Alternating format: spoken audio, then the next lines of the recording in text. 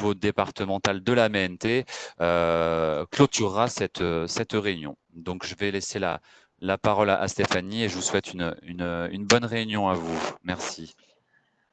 Donc, bonjour à tous, messieurs, mesdames les maires et présidents. Déjà, je vous félicite pour votre élection qui, en fait, vous a conféré le rôle de maire employeur au président de PCI employeur. Et donc, du coup, nous allons essayer d'en parler pendant les quelques minutes à venir. Je vais vous présenter les trois parties que nous allons voir ensemble.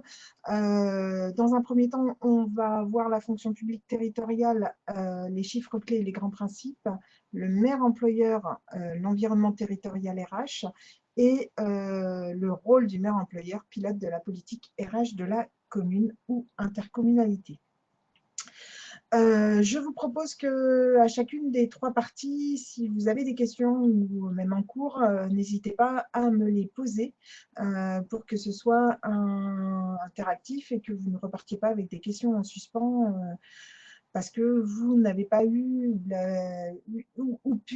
eu le temps. Donc, en fait, on va faire des petites pauses pour les questions ou vous m'interrompez.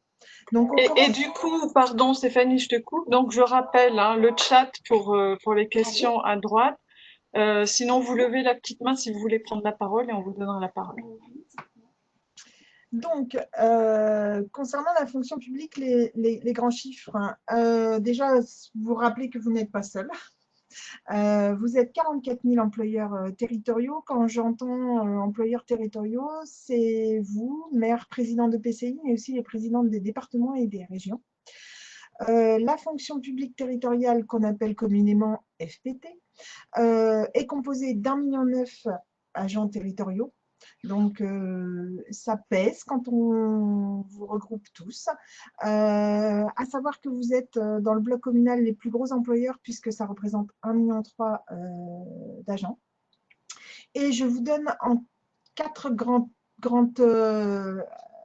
photos des agents territoriaux, puisqu'en fait, elle est très spécifique, la fonction publique territoriale, parce que là, il apparaît que 77% des agents sont des fonctionnaires, 75% des agents de la fonction publique territoriale sont des agents de catégorie C, donc des agents d'exécution, ce que globalement, vous allez tous retrouver dans vos collectivités. 61% des agents sont des femmes et 47% des agents appartiennent à la filière technique, puisque la filière technique est la filière qui embauche le plus d'agents. La fonction publique territoriale, c'est aussi 250 métiers territoriaux. Quand on parle de fonction publique territoriale, la première des choses, c'est de savoir qu'elle a son cadre juridique bien spécifique. Là, quand vous êtes employeur de commune ou intercommunalité, vous ne relevez pas du Code du travail. Le Code du travail, vous le laissez un peu de côté, pas jusqu'au bout, mais quand même un peu de côté, puisqu'en fait, la fonction publique territoriale et la fonction publique dans son ensemble est encadrée par le statut général de la fonction publique. C'est le cadre juridique. Et le statut général, en fait, c'est des textes qui valent pour les trois fonctions publiques que sont l'État, l'hospitalière et la fonction publique territoriale. Par contre, la fonction publique territoriale dispose, elle, d'un statut spécifique qui relève de la loi du 26 janvier 1984. Ensuite, elle va avoir ses décrets, ceux qui, on va voir plus tard, créent par exemple les cadres d'emploi. Et en fait, derrière, il va y avoir la jurisprudence. La jurisprudence, c'est toutes les décisions qui vont émaner des tribunaux administratifs, cours administratifs d'appel et conseils d'État, parce que, en fait, vous relevez du tribunal administratif en cas de contentieux avec un agent et non pas des prud'hommes. Juste pour vous donner l'information, au niveau national, il y a 3 institutions importantes qui examinent les textes que vous mettez en œuvre après. Vous avez le Conseil commun de la fonction publique qui examine les textes communs aux 3 fonctions publiques, donc État, hospitalière et territoriale. Le Conseil supérieur de la fonction publique territoriale qui est composé de représentants syndicaux et de représentants d'employeurs qui n'examinent que les textes relatifs à la fonction publique territoriale. Et enfin, le Conseil national d'évaluation des normes qui, lui, et aussi avec un collège employeur et qui va examiner les textes par rapport aux coûts que ces nouvelles normes vont imposer à la fonction publique territoriale. Souvent, je pose la question, est-ce qu'à ce stade, vous avez des questions par rapport au statut, par rapport au cadre juridique, aux tribunaux ou autres? Non? Je poursuis. Donc, le maire employeur, votre environnement, l'environnement que vous allez avoir dans le rôle que vous endossez en tant que maire employeur. Dans un premier temps, les services préfectoraux, puisque en fait, les services préfectoraux vont exercer un contrôle de légalité sur les actes que vous allez prendre en matière de gestion du personnel. Pas tous les actes, mais certains actes sont obligatoirement transmissibles. Quand j'entends acte, c'est arrêté ou contrat. Et donc, ces documents, pour certains, vous allez devoir les envoyer aux services préfectoraux qui vont exercer un contrôle de légalité. Deuxième grand partenaire, la DGFiP, le comptable, qui en fait va être celui à qui vous allez ordonner le mandatement de la paye et qui en fait va verser la paye aux agents de votre collectivité, de votre commune ou de votre intercommunalité, et en sachant que dans la fonction publique, il y a une règle qui distingue l'ordonnateur du comptable. Et donc, du coup, vous êtes l'ordonnateur, donc c'est vous qui donnez l'ordre de paiement et le comptable public verse la somme que vous avez demandé à être versée. Troisième grand acteur local que vous allez retrouver, qui sont présents parmi nous, et je les salue, les centres de gestion, qui en fait sont des établissements représentant les employeurs publics et avec un conseil d'administration essentiellement composé d'employeurs publics qui en fait sont là pour vous assister dans la gestion, le conseil RH. Ils mutualisent des instances du dialogue social que je vous présente tout à l'heure. Ils organisent les concours, gèrent la bourse de l'emploi et aussi gèrent le secrétariat des instances médicales de la fonction publique que nous allons voir tout à l'heure. Enfin, le quatrième grand interlocuteur que vous allez avoir, c'est aussi le CNFPT, qui en fait est un établissement national organisé en délégation régionale et départementale. Vous allez les retrouver et c'est le CNFPT qui en fait a la charge de la formation mutualisée des agents de la fonction publique territoriale et qui aussi s'occupe du répertoire des métiers dont je vous parle tout à l'heure aussi par rapport à un petit outil qui peut vous servir pour les profils de poste. Juste pour faire un petit point sur votre environnement territorial, dans la fonction publique territoriale, il y a des organismes RH qui sont au nombre de 5, les 5 principaux. Vous avez une caisse de retraite spécifique pour les fonctionnaires qui s'appelle la CNRACL. Elle va gérer la retraite des agents de la fonction publique territoriale et hospitalière accessoirement, mais là on parle de la fonction publique territoriale pour les fonctionnaires qui exercent plus de 28 heures par semaine. Vous avez un autre organisme pour une retraite additionnelle pour les fonctionnaires, une retraite additionnelle uniquement sur les primes qui s'appelle les RAFT. Vous avez ensuite un établissement l'IRCANTEC qui en fait est chargé de la retraite complémentaire des agents contractuels et fonctionnaires exerçant à moins de 28 heures et ces agents vont cotiser à l'IRCANTEC et relever aussi de la CPN puisqu'ils disposeront du régime général, ils relèvent du régime général du régime général de la sécurité sociale, donc contractuels et fonctionnaires exerçant à moins de 28 heures, CPAM, IRCANTEC, fonctionnaires exerçant à plus de 28 heures, CNRACL. Il faut savoir aussi qu'il y a un organisme qui est relativement important et dont on parle aussi de plus en plus, ça c'est le FIP, qui est en fait en charge du handicap. C'est celui qui en fait peut vous aider dans le cadre de l'insertion de personnes handicapées au sein de vos effectifs. L'organisation interne, donc sans grande surprise, vous avez le conseil municipal. Le conseil municipal, en fait, c'est l'organisme interne, enfin l'organisme, la structure, enfin, celui sur lequel vous allez vous appuyer et qui en fait va jouer un rôle en matière RH puisque c'est lui qui vote les crédits budgétaires, donc qui vous donne l'enveloppe budgétaire dans laquelle vous fonctionnez, qui arrête les effectifs, valide l'organigramme et encadre les conditions générales de travail. Ensuite, vous, employeur, maire ou adjoint au maire si vous avez donné une délégation, vous allez être chargé des décisions individuelles, vous allez nommer, mettre fin aux fonctions, mettre en œuvre les règles relatives aux conditions d'emploi en matière de temps de travail, formation, évaluation. Et donc, vous êtes en fait l'autorité territoriale, l'exécutif. Vous allez, en fait, il y a plusieurs noms pour vous appeler. On vous appelle ou autorité territoriale, ou exécutif, ou employeur. Et donc, à chaque fois, ce sera de vous dont on parle et ce sera de vos pouvoirs propres qu'on parlera. Et ensuite, vous avez les services de la commune. Alors, selon la taille de votre collectivité, ça peut être la direction générale ou la secrétaire de mairie, un service RH, des acteurs de prévention en matière de santé et sécurité qui sont là pour vous aider dans votre rôle de maire employeur. Ce qui est important de savoir, c'est que l'organisation du dialogue social est faite de façon très spécifique dans la fonction publique, puisqu'en fait, vous allez avoir 5 instances.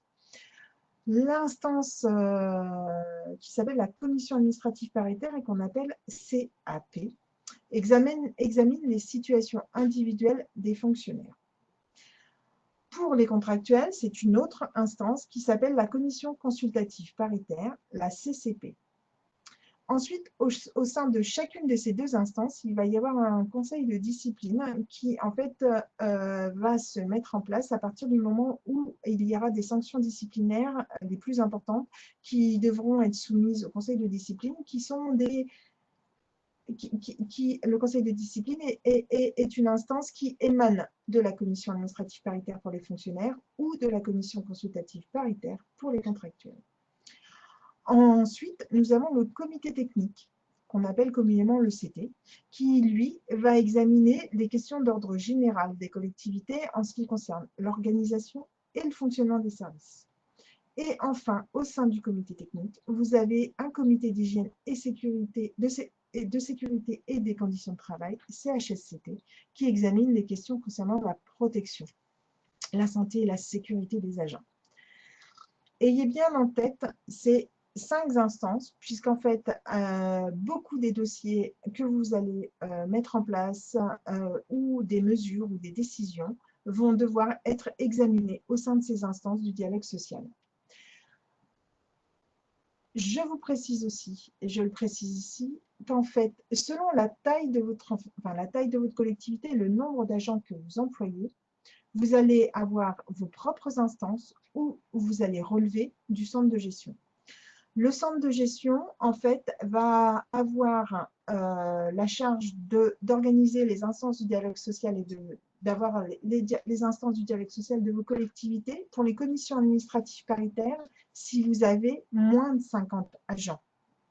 En fait, c'est le centre de gestion qui va administrer et gérer la commission administrative paritaire.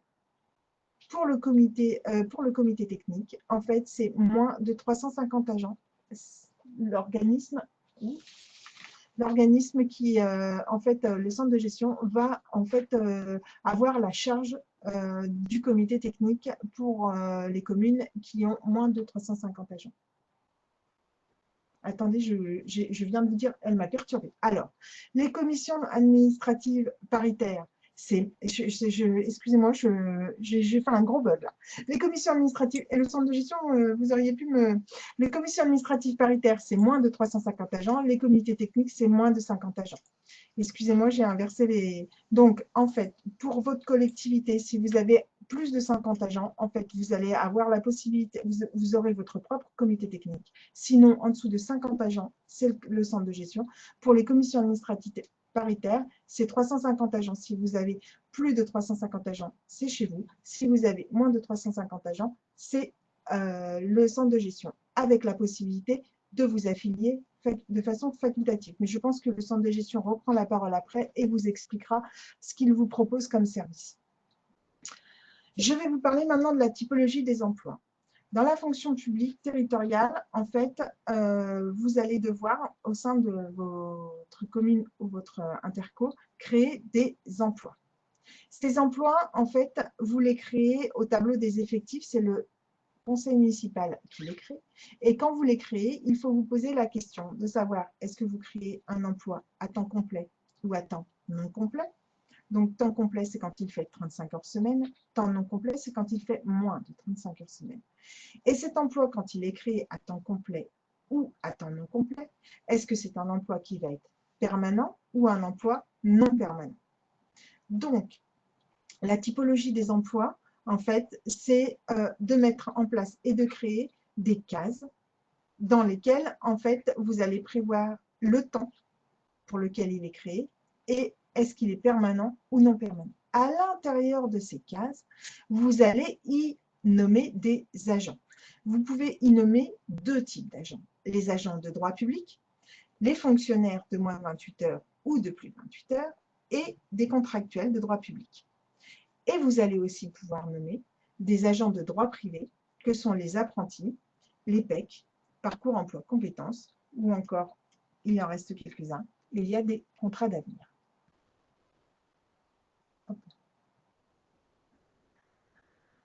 À l'intérieur des emplois, une fois que vous avez créé les emplois, en fait, la fonction publique territoriale crée une nomenclature bien spécifique des emplois. Elle s'est organisée, la fonction publique territoriale, en créant des emplois avec un système de poupée-gigogne. La première, case dans laquelle vous mettez les agents, c'est les filières.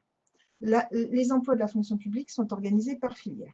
Il y a 7 grandes filières, la filière administrative, la filière technique, la filière culturelle, la filière animation, la filière police, la filière sportive, la filière médico-sociale et médico-technique. Donc en fait, vous avez un nombre de filières qui vous permet de dire, voilà, si j'ai tel agent, il appartient à telle filière administrative. Dans chacune des filières, vous allez avoir un découpage en catégories A, B et C. La catégorie A, c'est l'encadrement supérieur. La catégorie B, l'encadrement intermédiaire. Et la catégorie C, les agents d'exécution. Donc, dans chacune des filières, vous allez avoir une organisation par catégorie. Au sein de chacune des catégories, vous allez avoir des cadres d'emploi. Les cadres d'emploi, c'est en fait les attachés territoriaux, les adjoints techniques, les animateurs, c'est-à-dire en fait un cadre d'emploi qui regroupe plusieurs métiers qui peuvent être exercés dans votre collectivité. Au sein de chacun des cadres d'emploi, les agents vont être nommés sur des grades. En général, il y a 3 grades. Pour le grade des attachés, par exemple, pour le cadre d'emploi des attachés, on a attaché, attaché principal, attaché hors classe. Ensuite, dans chacun des grades, vous allez placer les agents sur des échelons.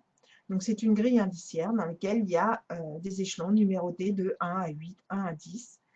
Et à chacun de ces échelons, il va correspondre un indice brut et indice majoré, qui va permettre de rémunérer l'agent. Donc, en fait, si j'ai l'indice majoré 380, je multiplie l'indice majoré par la valeur du point pour avoir la rémunération indiciaire de l'agent.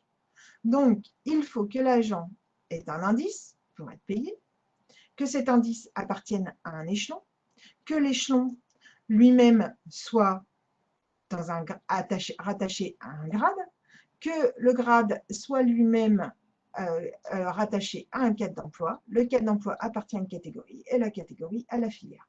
Et donc, on a toute cette organisation verticale qui, en fait, organise les emplois. Et quand vous créez, excusez-moi, le téléphone sonne, quand vous créez un emploi au niveau du conseil municipal, en fait, vous allez devoir dire s'il est, et je reviens sur le slide précédent, excusez-moi, s'il est à temps complet, à temps non complet, s'il est permanent, non permanent, et à quelle filière, catégorie, cadre d'emploi il appartient.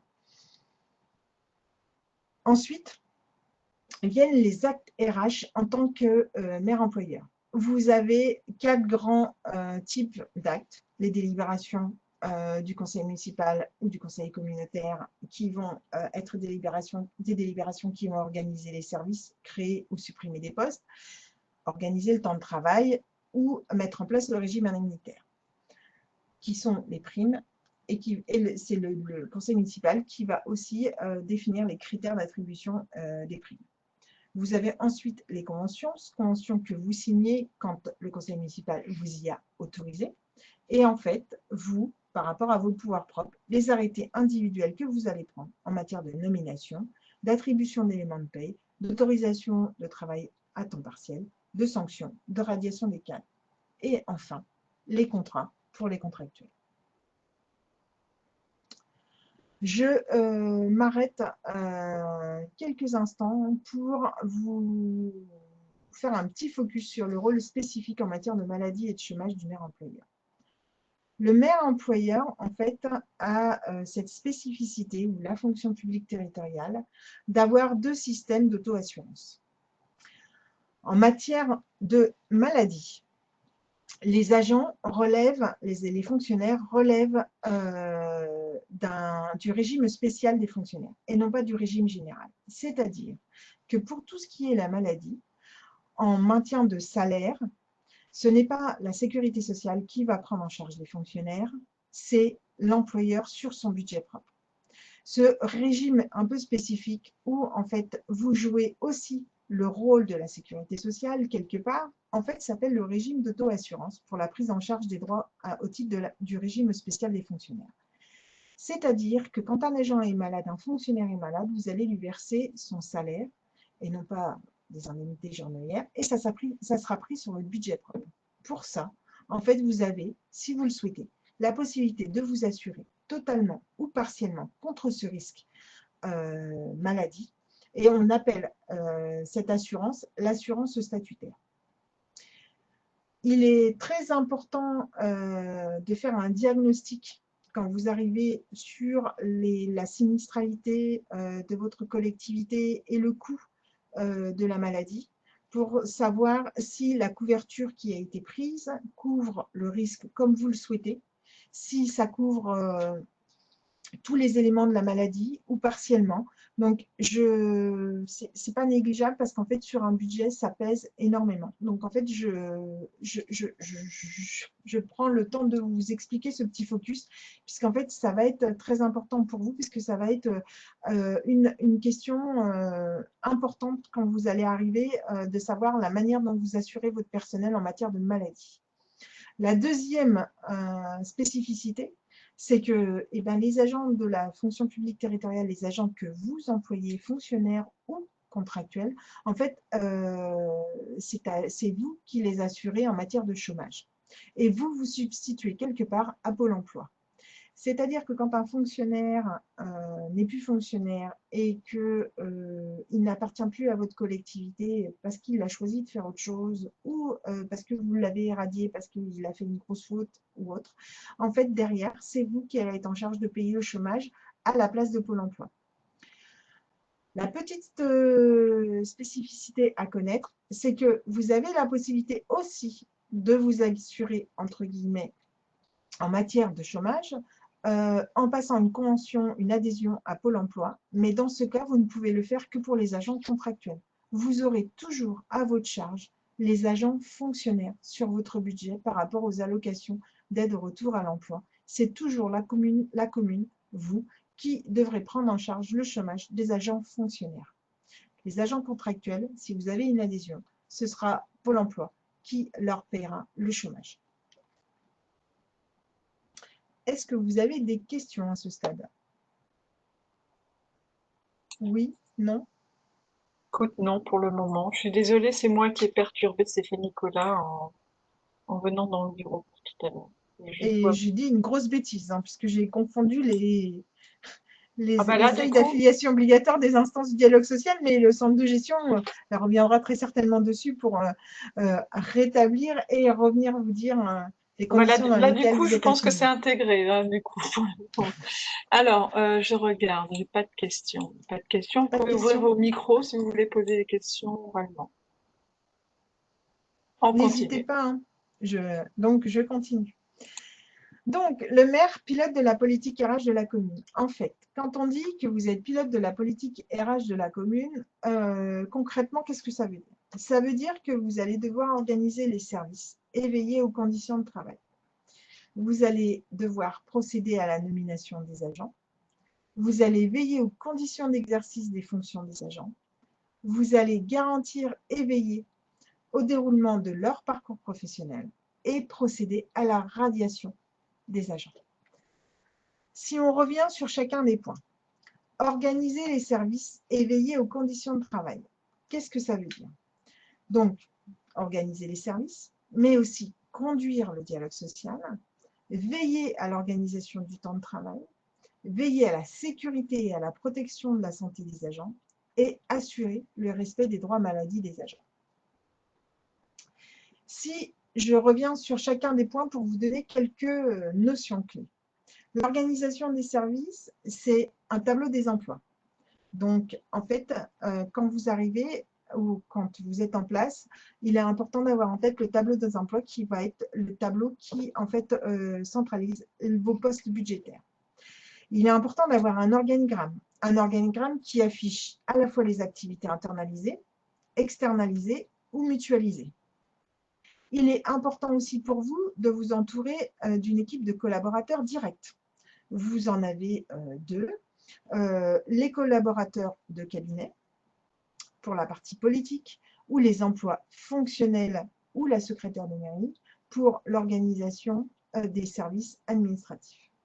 Et enfin, il est important d'avoir en tête la photographie de votre personnel, c'est-à-dire les données sociales qui sont inscrites dans un rapport à partir de l'année prochaine dans le rapport social unique, ce qui vous donnera en fait une idée du nombre d'agents malades, de l'âge moyen dans votre collectivité, du nombre de personnes qui partiront en retraite dans 5 ans. Voilà, ça vous permet d'avoir une vision d'ensemble sur votre personnel et de savoir en fait les enjeux un peu stratégiques que vous allez devoir gérer tout au long de votre mandat. Ensuite, le dialogue social. Si on revient sur des notions clés, donc on les a vues tout à l'heure, c'est la commission administrative paritaire, le comité technique, le CHSCT, en sachant qu'il y a une affiliation obligatoire ou facultative au centre de gestion, mais je laisse le centre de gestion vous en parler tout à l'heure. Ici, il est important aussi de savoir que vos agents ont des droits et vous devez, en matière syndicale, et vous devez aussi en assurer les moyens et leur donner les moyens de fonctionner. Et donc, du coup, il est important d'identifier les personnes qui sont représentants syndicaux chez vous, voir les heures syndicales, les locaux, l'affichage des réunions, tous ces droits et moyens syndicaux que vous allez devoir mettre à disposition des agents. Petite notion clé, l'encadrement du droit de grève. Depuis la loi de transformation de la fonction publique qui date de 2019, en fait, vous avez la possibilité, si vous le souhaitez, d'encadrer le droit de grève dans certains services. C'est des questions que vous allez devoir vous poser, excusez-moi. Et donc, concernant les services de collecte et traitement des déchets ménagers, les transports publics des personnes, l'aide aux personnes âgées et handicapées, l'accueil des enfants, l'accueil périscolaire et la restauration collective et scolaire, vous allez pouvoir mettre en place, si vous le souhaitez, une procédure d'encadrement du droit de grève qui est décrite dans la loi de transformation de la fonction publique, mais ayez-le en tête, c'est une chose que vous pouvez faire. Concernant le temps de travail, quelques notions clés, la règle dans la fonction publique territoriale comme dans le privé, c'est 1607 heures annuelles. Ces 1607 heures annuelles s'organisent de façon différente d'une collectivité à une autre selon les besoins et le territoire. Il faut savoir que vous devez maintenir des garanties minimales aux agents. Quand je parle de garantie minimale, c'est-à-dire que vous devez respecter les temps de pause, vous devez respecter les temps de repos entre deux prises de service, vous devez respecter l'amplitude horaire sur toute la journée. Donc, il faut avoir en tête les garanties minimales quand on touche à l'organisation du temps de travail. Vous devez mettre en place des cycles de travail, voir si vous mettez en place ou pas la réduction du temps de travail dans votre collectivité. Et si vous souhaitez annualiser certains services, donner des heures supplémentaires, mettre en place des astreintes. Il faut aussi organiser le temps partiel et voir si vous souhaitez mettre en place le télétravail.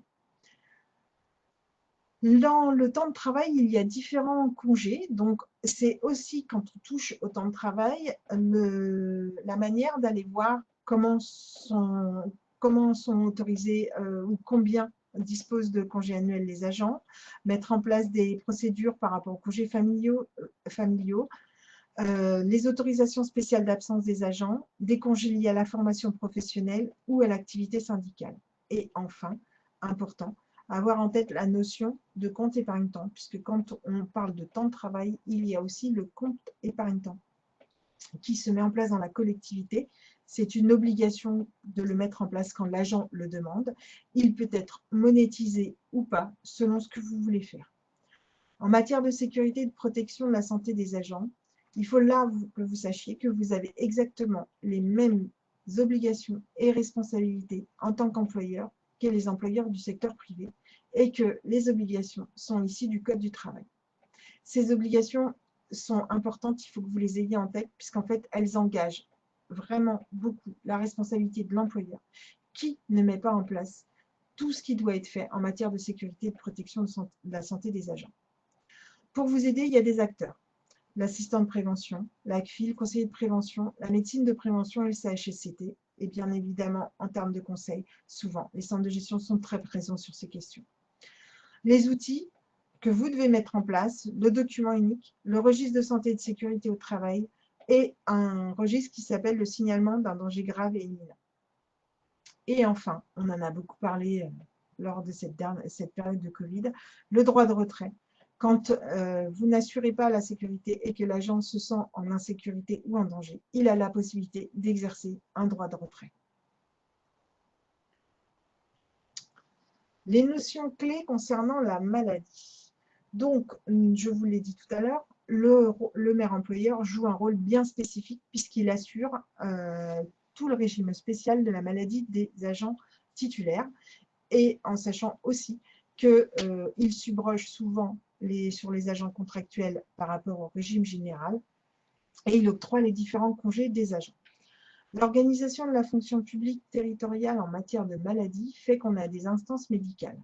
C'est les centres de gestion qui en assurent le secrétariat, puisque quand un agent est malade, vous en fait lui octroyez des congés, de la maladie ordinaire, de la longue maladie, de la longue durée. Selon la gravité de la maladie et la durée, ça donne des droits différents. Il y a un congé qui est tout nouveau qui s'appelle le CITIS, qui avant était l'accident de service. Et en fonction des congés, en fait, vous saisissez des instances médicales qui vont vous donner un avis médical sur le droit à congé que vous pouvez ouvrir à l'agent.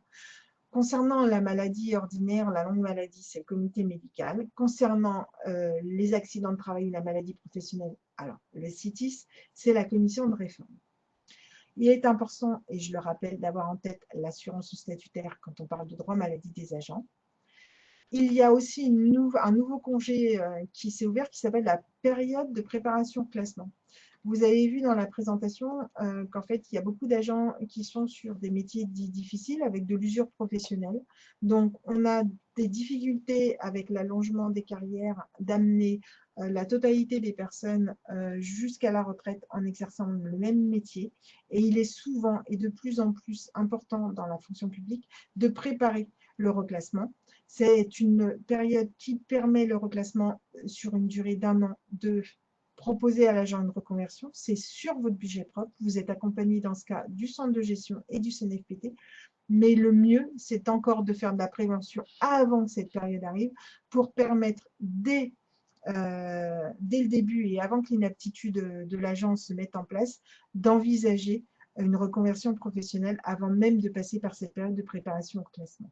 Et ensuite, dans la fonction publique territoriale, vous avez la possibilité en tant qu'employeur de mettre en place des mutuelles ou de la prévoyance. C'est facultatif pour garantir ou pour participer à la protection sociale complémentaire de vos agents. La protection sociale complémentaire, qui est un mot un peu barbare, est en fait une participation à la mutuelle et la prévoyance.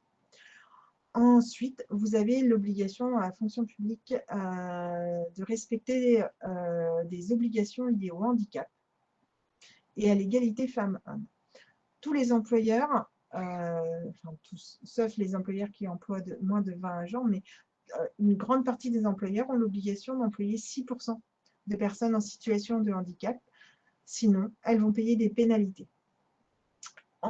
Et concernant l'égalité femmes-hommes, vous avez maintenant pour les communes de plus de 20 000 habitants l'obligation de mettre en place des plans d'action Et pour les communes de plus de 40 000 habitants, de nommer de façon équilibrée sur les emplois de direction des hommes et des femmes à hauteur de 40%. Il faut que 40% des agents, hommes ou femmes, il faut que les femmes ou les hommes représentent 40% des emplois de direction. Et sinon, c'est des sanctions disciplinaires. Et enfin, pour toutes les collectivités, et c'est une nouveauté puisque ça s'applique à partir du 1er mai, vous avez l'obligation de mettre en place un dispositif de signalement de violence, discrimination et actes de harcèlement. Maintenant, nous allons parler de la nomination des agents. Nommer des agents, vous avez la possibilité de nommer des agents pour la première fois, ce sera la première fois qu'ils travaillent dans la fonction publique territoriale, ou nommer des agents par voie de mobilité. Quand vous nommez les agents, la notion clé qu'il faut avoir en tête, c'est le profil de poste. Donc, le besoin du recrutement. De quoi j'ai besoin, de quel agent j'ai besoin, quel profil, quelles compétences. Les recrutements des primo-accédants, c'est important de le signaler parce que quand vous allez avoir des agents qui arrivent pour la première fois, quand ils sont fonctionnaires, vous allez avoir une étape obligatoire qui est le passage des fonctionnaires stagiaires. Un fonctionnaire ne devient pas fonctionnaire comme ça. En fait, il a l'obligation de faire un stage pendant 1 an avant d'être titularisé et d'être fonctionnaire titulaire. Vous avez aussi la possibilité de recruter des contractuels dans certaines conditions qui sont listées dans le statut de la fonction publique. Et enfin, la nouveauté depuis la loi de transformation de la fonction publique, c'est que quand on recrute un agent public, maintenant, il y a 7 étapes obligatoires à mettre en place quand on recrute un agent public et qu'il n'y a pas d'agent public fonctionnaire qui correspond au profil et que vous partez sur le recrutement d'un contractuel. Un nouveau contrat est arrivé en 2019 dans la fonction publique, c'est le contrat de projet. C'est un contrat qui ne peut avoir une durée maximum de 6 ans, qui est un emploi non permanent et qui, en fait, est possible à partir du moment où il est associé à un projet. Ensuite, vous allez avoir à gérer la mobilité au sein de votre collectivité. Mobilité interne, c'est au sein de votre collectivité. Mobilité externe, c'est-à-dire que quand vous recrutez un fonctionnaire qui est déjà fonctionnaire et qui travaillait dans une autre collectivité, par exemple, vous le recrutez par la voie de la mutation. Pendant toute la carrière de l'agent et pendant tout son parcours professionnel, l'agent est associé à son dossier individuel. C'est vous, employeur, qui êtes tenu de tenir le dossier individuel de l'agent. Le dossier individuel, il est composé d'une partie état civil qui en fait va correspondre au pédigré de l'agent et ensuite vous allez y retrouver tous les arrêtés, contrats, pièces qui correspondent à sa carrière, ses parcours, sa formation et sa maladie. Et donc du coup, toutes les pièces vont être numérotées et ce dossier individuel va le suivre partout de sa première collectivité à sa dernière collectivité.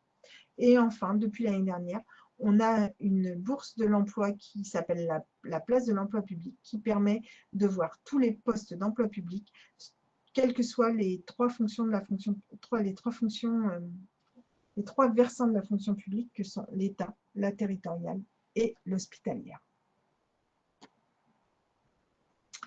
Veiller aux conditions d'exercice des fonctions des agents, c'est respecter les droits et obligations des agents, le faire respecter les règles déontologiques et respecter les responsabilités disciplinaires, financières et pénales. Les agents ont des droits et obligations. C'est à vous de leur rappeler et de veiller à ce qu'ils les respectent. Les différents droits qu'ont les agents, le droit à la rémunération, à la formation, à la protection fonctionnelle. Donc la protection fonctionnelle, c'est la protection que vous devez leur assurer quand ils sont agressés, quand ils sont victimes dans l'exercice de leurs fonctions. Ils ont un droit de grève, un droit syndical et le droit à la non-discrimination. Les obligations sont les obligations de service, le droit de réserve, le devoir d'obéissance, le secret professionnel, l'obligation de désintéressement. Quand ces obligations ne sont pas respectées, c'est là qu'en fait vous pouvez appliquer votre pouvoir disciplinaire et mettre en place des procédures et des sanctions disciplinaires. Et si la faute est réellement grave et qu'elle relève du pénal, vous pouvez aussi partir sur le dispositif pénal pour vous défendre vis-à-vis des agents et en cas d'homicide involontaire ou manquement au devoir de probité. On est vraiment sur des grosses fautes. Mais sachez que vous avez des responsabilités disciplinaires et que ces responsabilités disciplinaires peuvent être aussi financières, donc quand il y a des détournements, et pénales. En matière de règles déontologiques, vos agents ont des obligations déontologiques.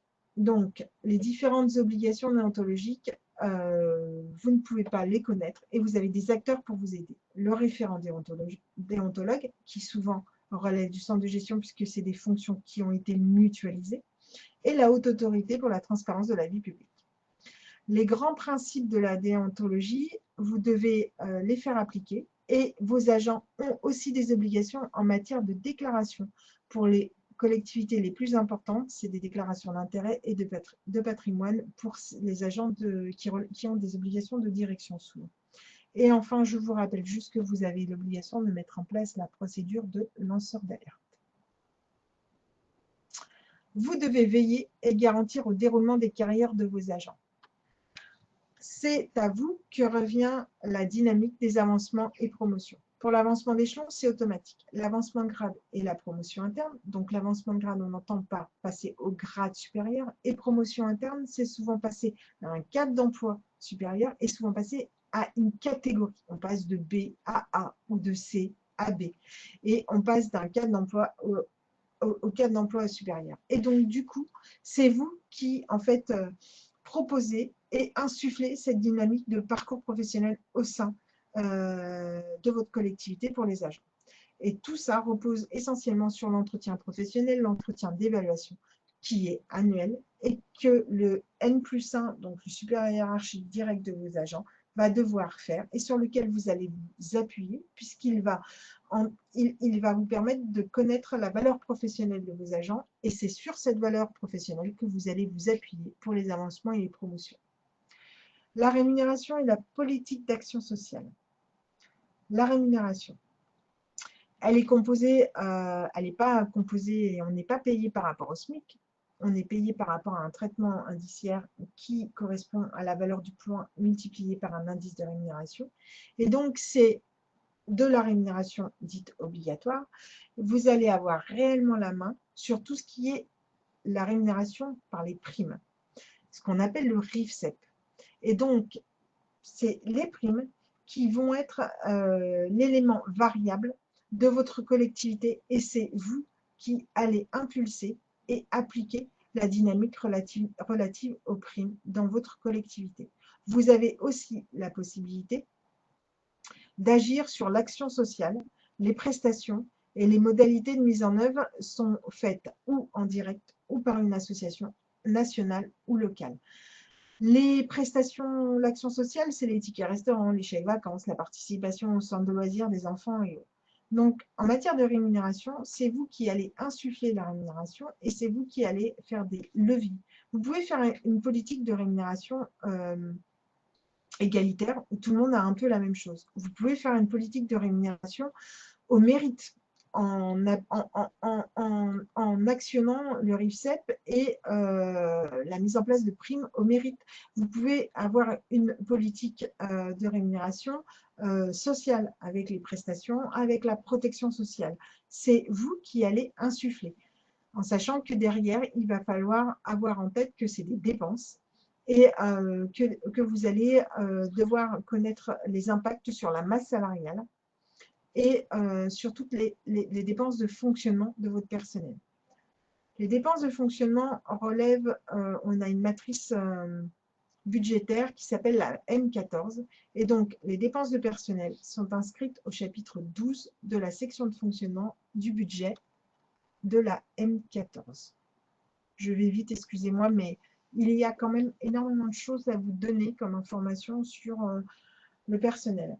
C'est vous aussi, en tant qu'employeur, qui allez devoir gérer les situations administratives de vos agents. On en a beaucoup entendu parler là pendant le Covid, puisqu'en fait, c'est l'employeur qui place l'agent dans la situation administrative qui lui correspond.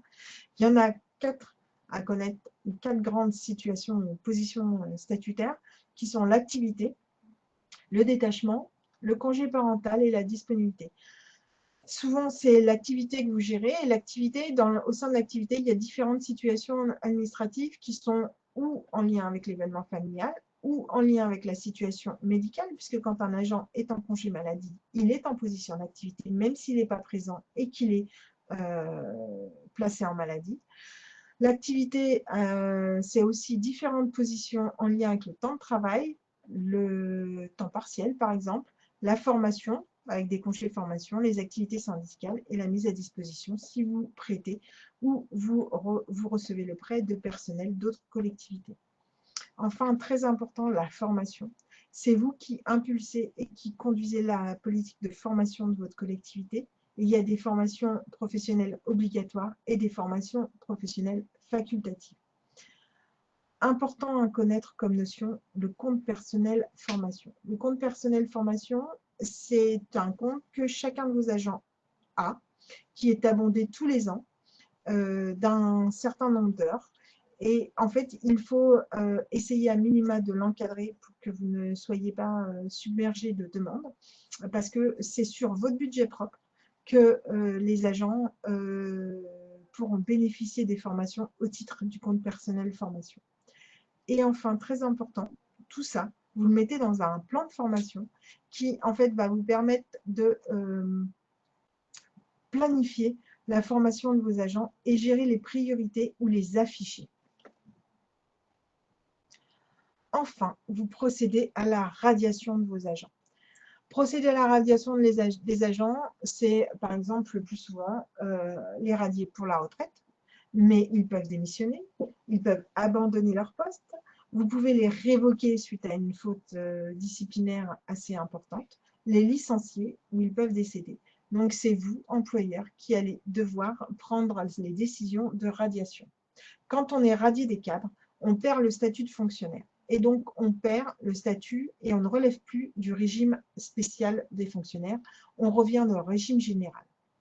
Il y a une nouvelle rupture qui est intervenue cette année dans la fonction publique territoriale, qui est la rupture conventionnelle. C'est quelque chose qui existait dans le privé, qui n'existait pas jusqu'alors dans le public, qui a été mis en place par la loi de transformation de la fonction publique l'année dernière. Et la rupture conventionnelle est une initiative conjointe de l'agent et de l'employeur. Ayez bien en tête qu'à partir du moment où vous radiez un agent, quand il part en retraite, c'est la CNRACL, donc la caisse de retraite, qui va se charger de gérer l'agent. Mais à partir du moment, et dans tous les autres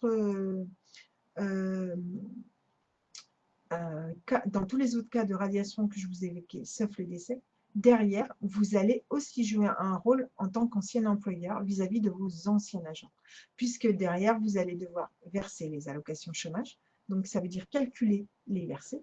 L'agent s'inscrit à Pôle emploi et Pôle emploi vous dira tous les mois si oui ou non il relève bien, il est toujours chômeur, et alors c'est vous qui paierez les allocations chômage.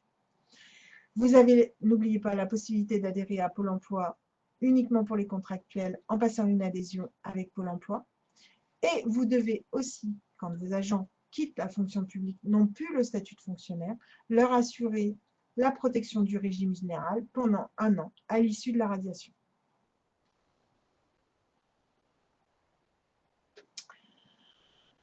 Et enfin, avant de vous quitter ou de voir vos questions, sachez que depuis la loi de transformation de la fonction publique, toutes ces notions que je viens de vous citer, en fait, vous allez devoir, vous, en tant que maire employeur, piloter la stratégie RH de votre collectivité et inscrire, en fait, les grandes orientations stratégiques dans les lignes directrices de gestion.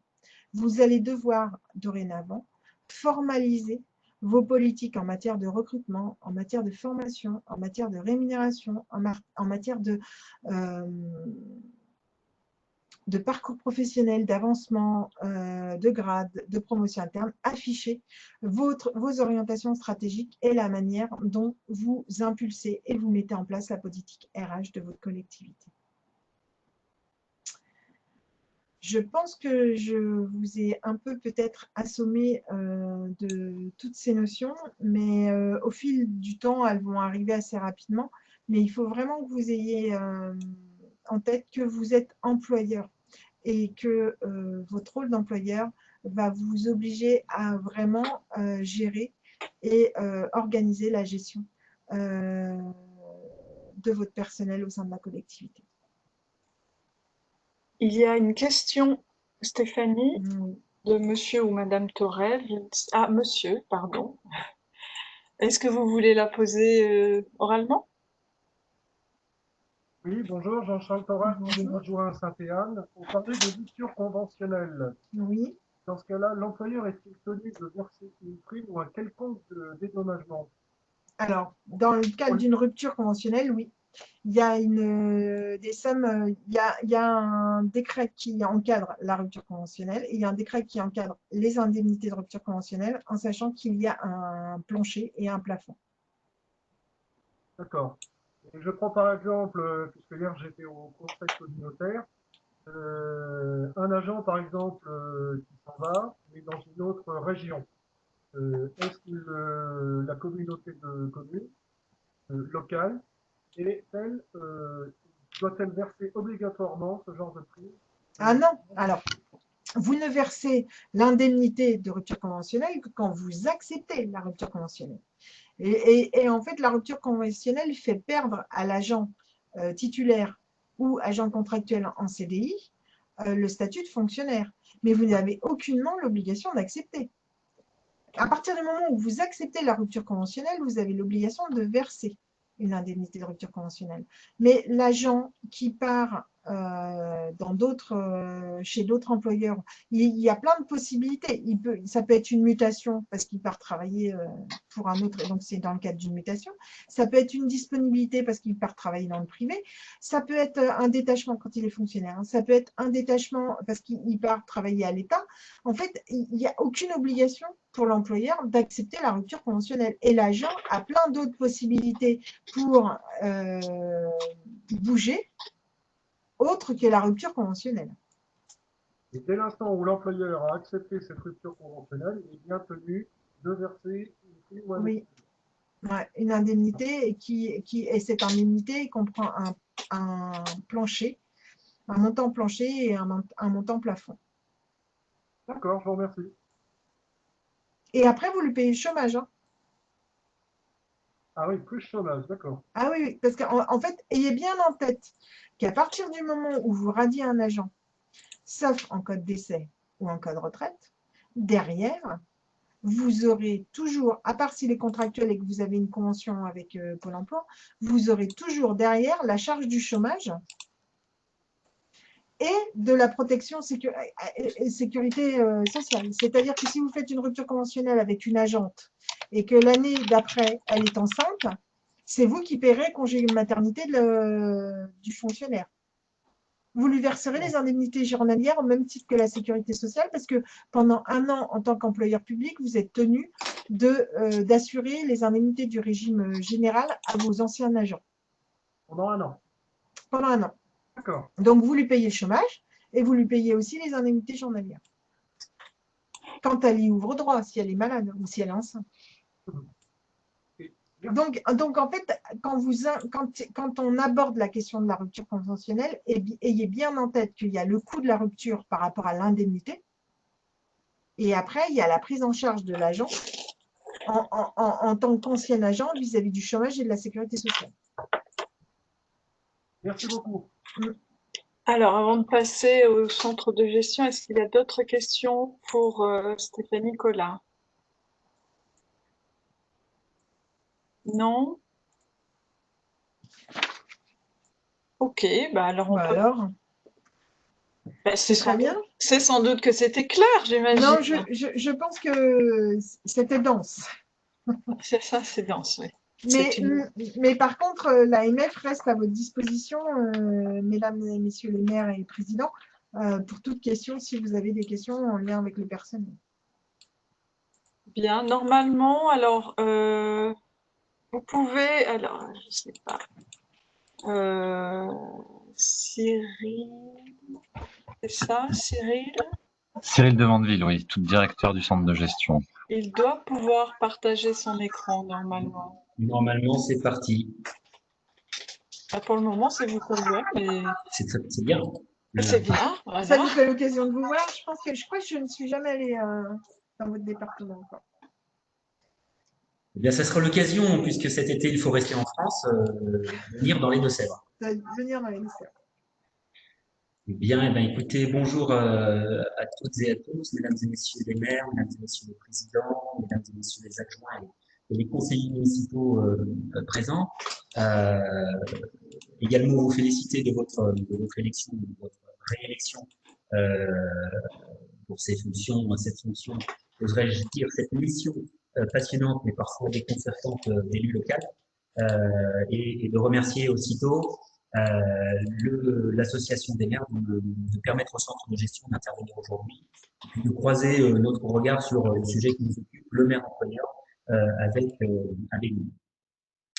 Alors, et puis de donner l'opportunité aussi au centre de gestion de se présenter, de vous présenter les services et les prestations auxquelles vous pouvez avoir droit, que vous pourrez solliciter dans les mois et années à venir sur cette mandature.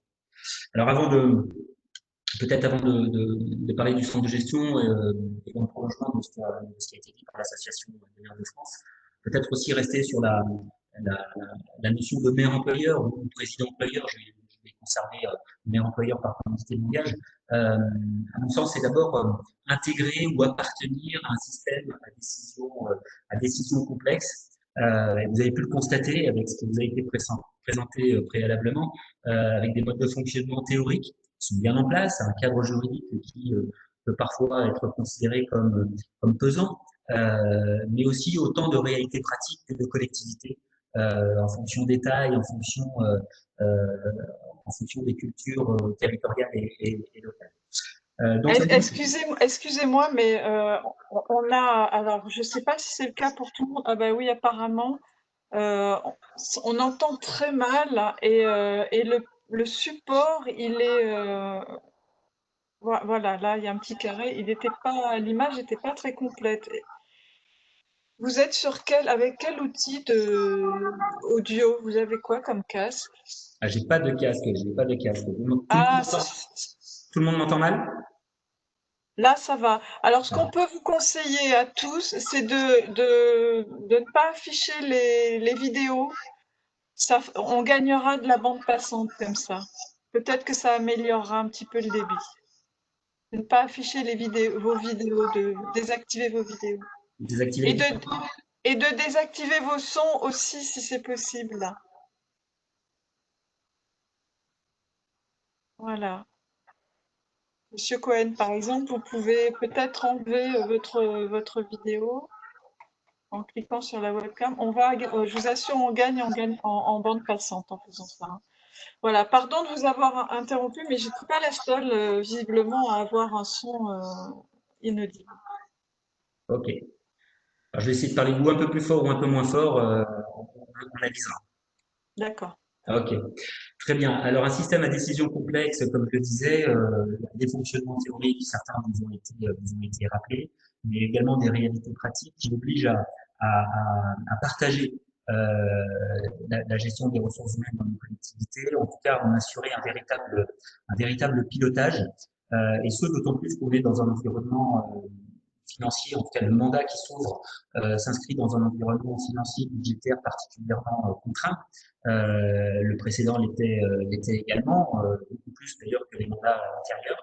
Et puis surtout un environnement incertain, un environnement de transformation complète, au-delà d'ailleurs de la crise sanitaire que nous vivons tous et tous. Donc ça va vous obliger en tant que local, même employeur, aussi à intégrer, appréhender les particularités de la gestion des ressources humaines dans la fonction publique territoriale, mais également à adopter une posture facilitant les interactions face à la multiplicité et à la multitude des acteurs locaux. Mais être maire employeur, président employeur, c'est aussi intégrer et appartenir à une communauté managériale avec une porosité, une habitude de parler de porosité entre le politique et l'administratif, le technique. Alors cette porosité, elle est tout à fait naturelle. Plutôt que de la combattre, pardon, il s'agit de l'accepter, surtout de l'organiser et de pouvoir être en capacité de l'animer. La confusion des genres peut être assez rapide parfois entre la tentation de certains élus d'être chef de service, et en particulier dans des grosses collectivités, puisque les plus petites collectivités, là aussi, c'est beaucoup plus naturel, ou de certains fonctionnaires aussi d'aller sur le champ du politique.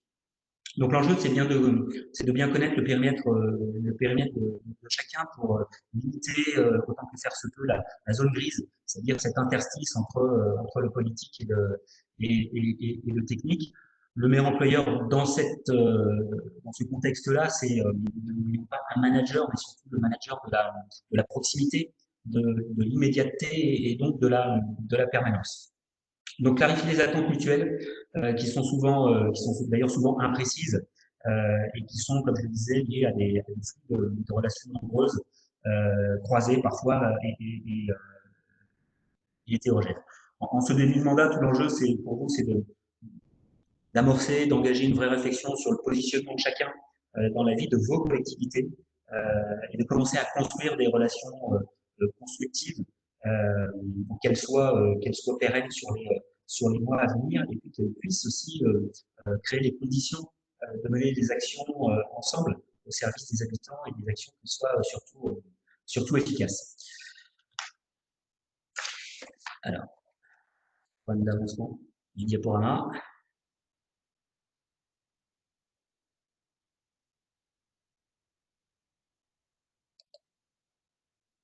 Alors, être meilleur employeur, c'est donc, selon nous, agir sur 3 champs qui structurent l'organisation d'une collectivité.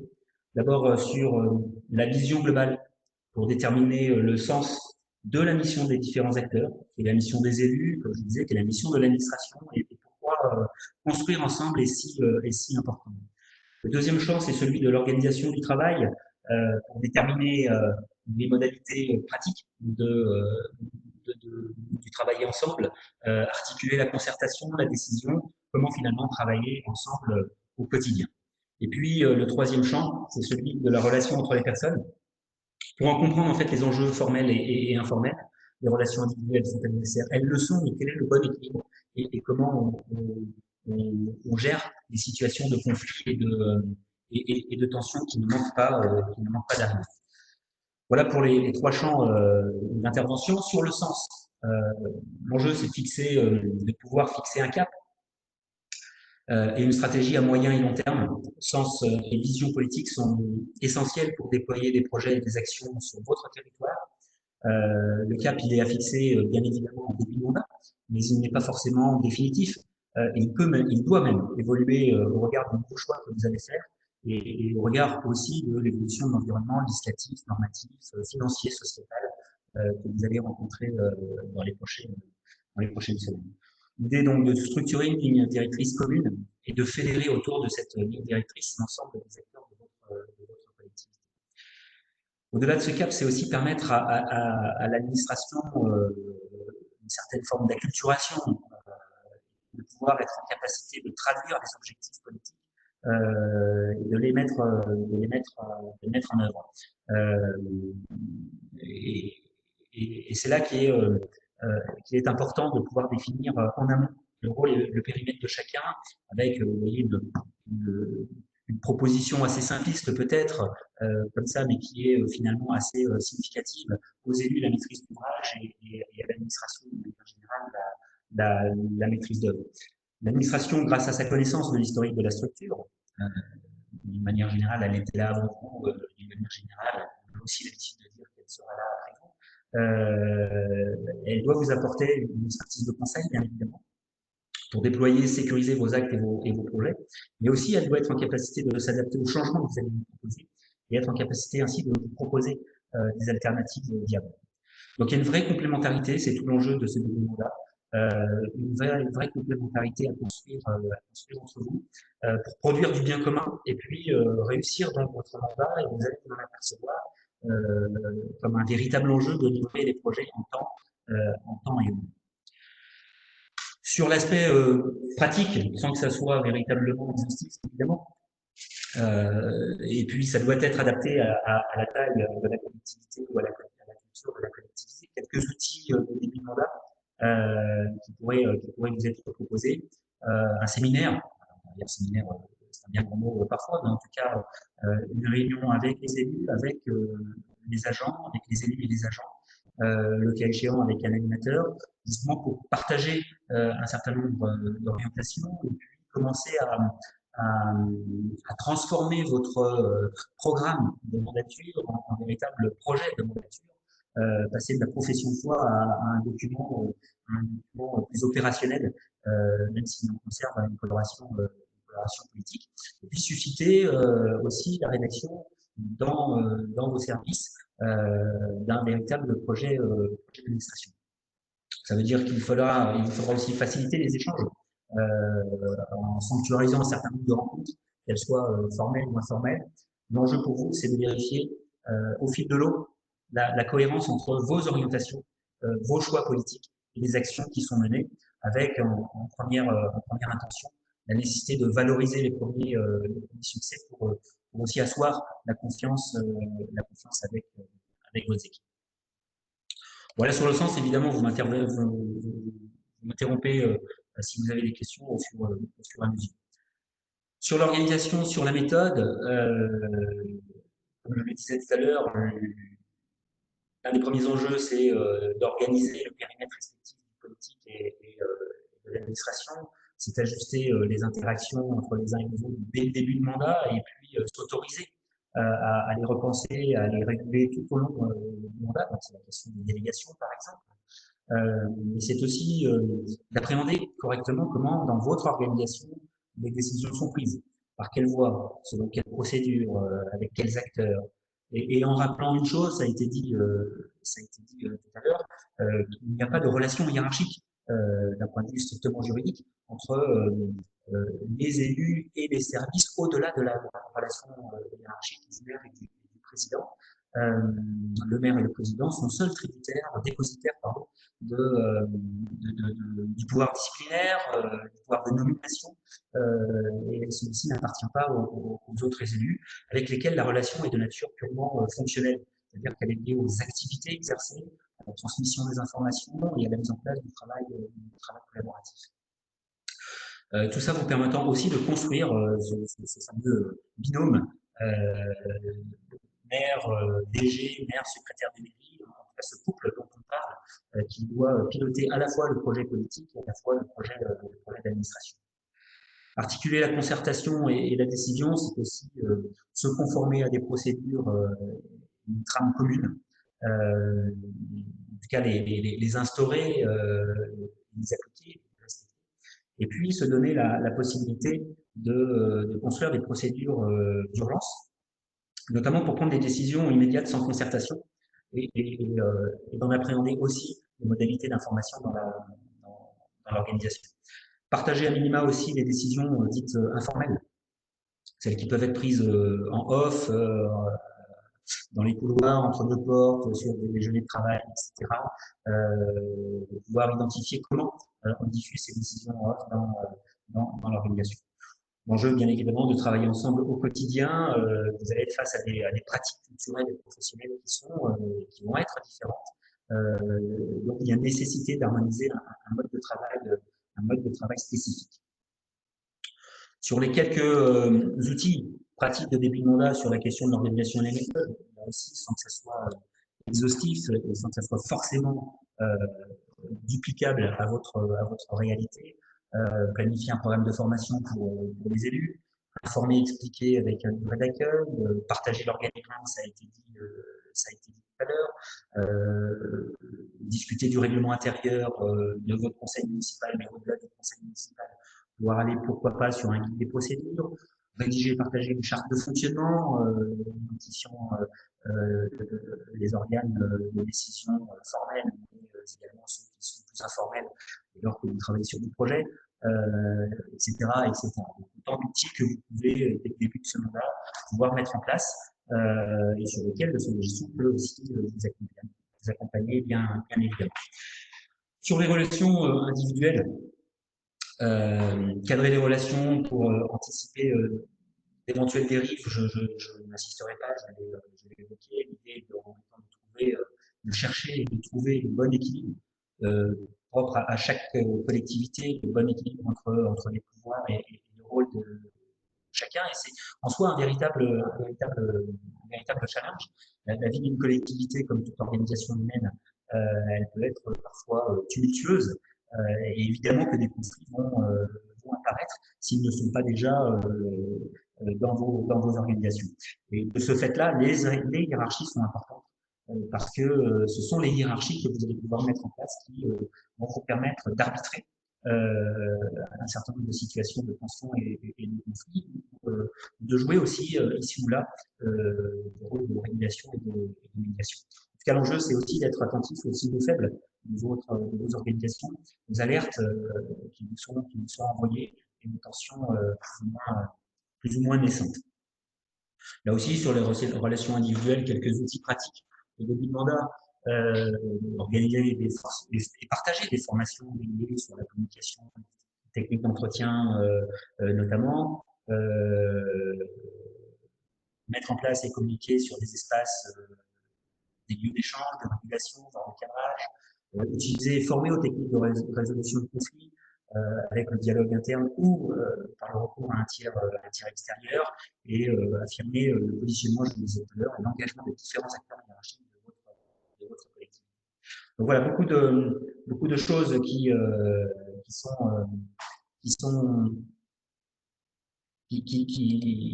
a à appréhender. Et dans ce contexte-là, justement, que peut vous apporter, que pouvez-vous attendre de votre centre de gestion dans cette formidable mission qui est devant vous autour des ressources humaines. Alors, quelques éléments d'ordre général sur les centres de gestion. D'abord, ce sont des établissements publics à caractère administratif qui ont été créés immédiatement après les lois de décentralisation du début des années 80. Il est créé en 1984 avec un décret important de 1985. Ils sont dotés d'une autonomie juridique et financière et c'est leur mission principale, là pour vous accompagner, vous soutenir, vous assister en tant qu'autorité territoriale dans vos responsabilités d'employeur au cœur du sujet. Leur organisation est départementale. Il y a un centre de gestion par département, à l'exception de quelques régions, et en particulier la région francilienne, où l'organisation est au niveau régional interdépartemental. Je crois qu'il y a eu un sujet tout à l'heure sur l'affiliation d'une coupure dont je n'ai pas pu suivre, mais sont obligatoirement affiliés au centre de gestion les collectivités et établissements publics qui emploient moins de 350 fonctionnaires à temps complet. Voilà. Le financement des centres de gestion, ce sont des cotisations pour les missions obligatoires et exceptionnelles. Nous avons un certain nombre de missions, je ne rentrerai pas aujourd'hui dans le détail, mais nous avons un certain nombre de missions qui nous sont confiées par la loi. Il y a des missions obligatoires ou optionnelles et des missions qui sont facultatives, que nous pouvons nous saisir en fonction des besoins, des sollicitations et des demandes des collectivités elles-mêmes. Pour ce qui est du financement des missions obligatoires et optionnelles, elles sont financées par une cotisation des collectivités assise sur la masse salariale. C'est un taux de cotisation sur la masse salariale pour les missions obligatoires. C'est 0,8% de votre masse salariale, par exemple, dans notre département. Pour des missions facultatives, pour lesquels le centre de gestion proposerait un certain nombre de services sans que cela soit rendu obligatoire par la loi. Évidemment, des tarifications spécifiques peuvent être mises en place au forfait, au dossier, et c'est le cas pour un certain nombre de missions dans le département des dossiers.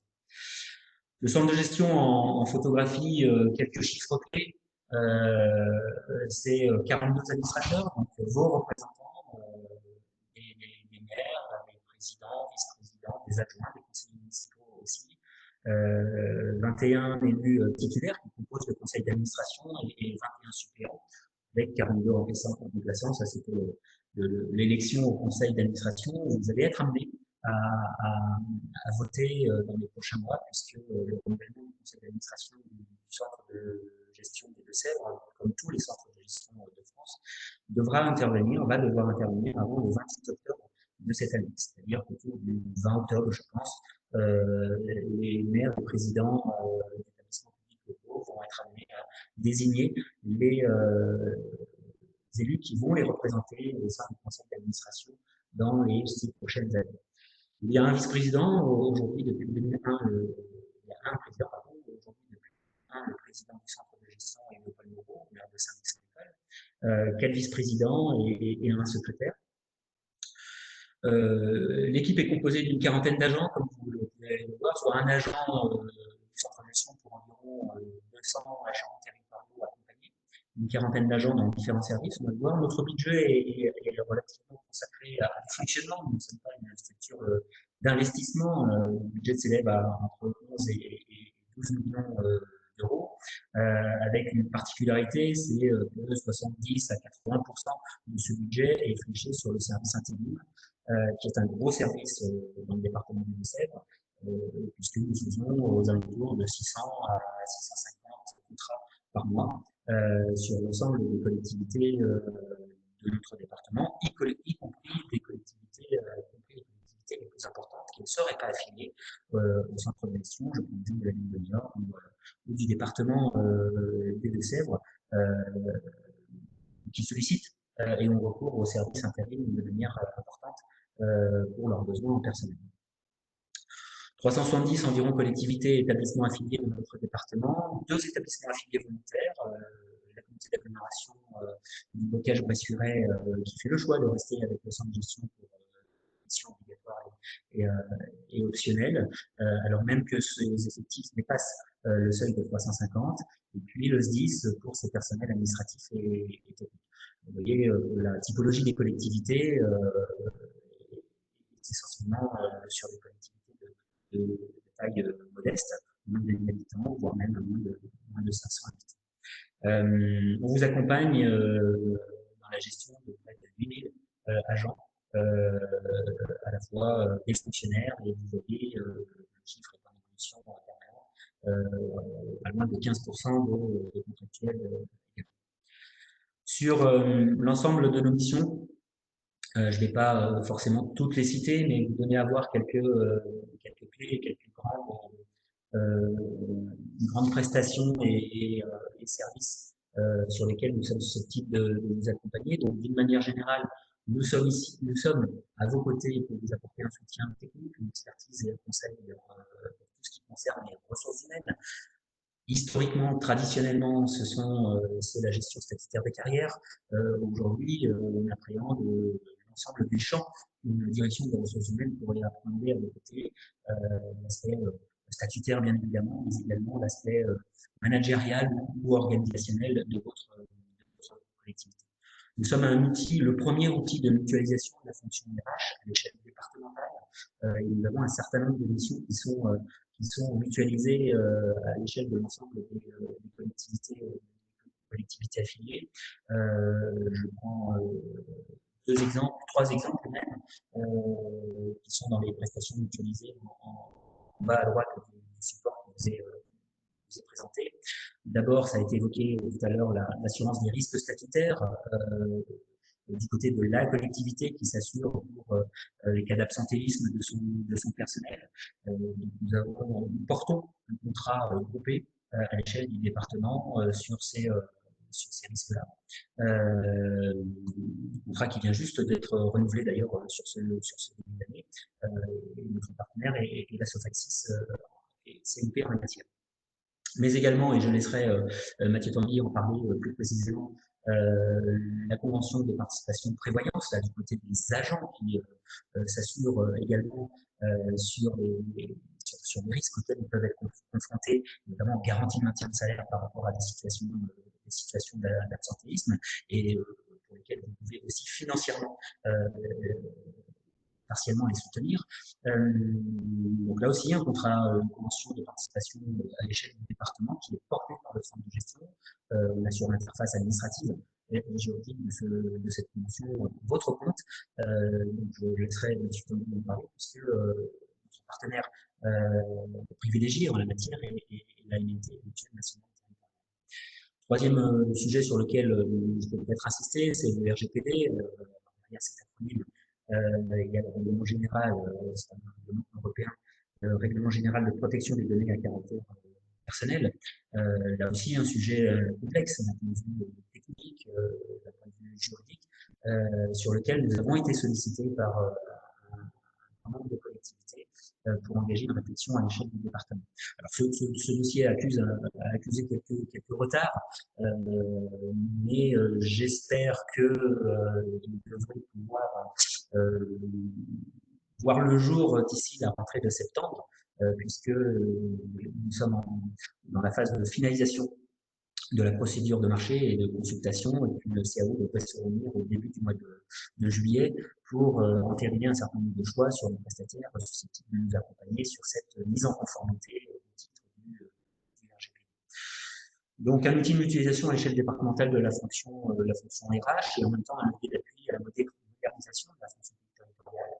Et puis surtout un tiers de confiance neutre, objectif, auquel vous pouvez faire appel dans vos relations avec vos collaborateurs et collaboratrices. Plusieurs thématiques ou les grandes thématiques sur lesquelles on intervient, vous voyez, c'est l'emploi, la mobilité au sens générique du terme, c'est-à-dire l'accès à l'emploi, le maintien dans l'emploi. Bien évidemment, l'accès à l'emploi, on pense immédiatement à l'organisation des concours et examens. Un certain nombre de concours sont organisés tous les ans dans le département des Deux-Sèvres. Nous en avons 3 cette année, notamment le concours d'adjoint administratif. Mais aussi de l'assistance au recrutement. Hein, nous pouvons vous accompagner sur la procédure, sur vos procédures de recrutement à titre gratuit. D'ailleurs, on a une personne qui est dédiée sur cet accompagnement. La formation de l'intendance des secrétaires de mairie, c'est un point essentiel que nous menons avec le CNSPT, puisqu'on est sur ce qui relève de la formation et que nous ne souhaitons pas au niveau de gestion empiéter là aussi sur le périmètre d'expertise du CNFPT. Nous faisons conjointement un point sensible parce qu'aujourd'hui, ce n'est pas propre à notre département, il est extrêmement difficile de remplacer les secrétaires de mairie qui pourraient partir à la retraite ou changer de collectivité pour des raisons diverses et variées. C'est un métier délicat. Parfois, on est sur des temps non complets, donc il est parfois extrêmement frustrant de pouvoir vous accompagner sur ces recherches. C'est la raison pour laquelle tous les 2 ans, à ce jour, on est en train de réfléchir à un format différent. Tous les 2 ans, nous engageons une formation d'une quinzaine de secrétaires de mairie sur le département. Cette formation devait avoir lieu à partir de septembre-octobre, compte tenu de la situation que nous rencontrons.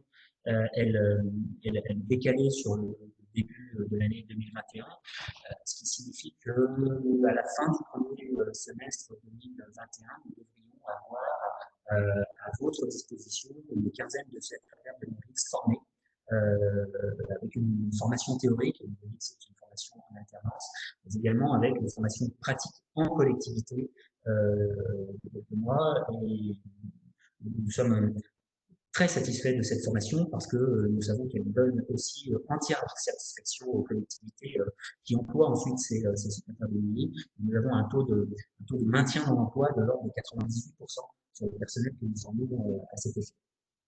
Mais c'est insuffisant et nous réfléchissons aussi à d'autres formats d'accompagnement pour ce métier de secrétaire de mairie des collectivités du département des Deux-Sèvres.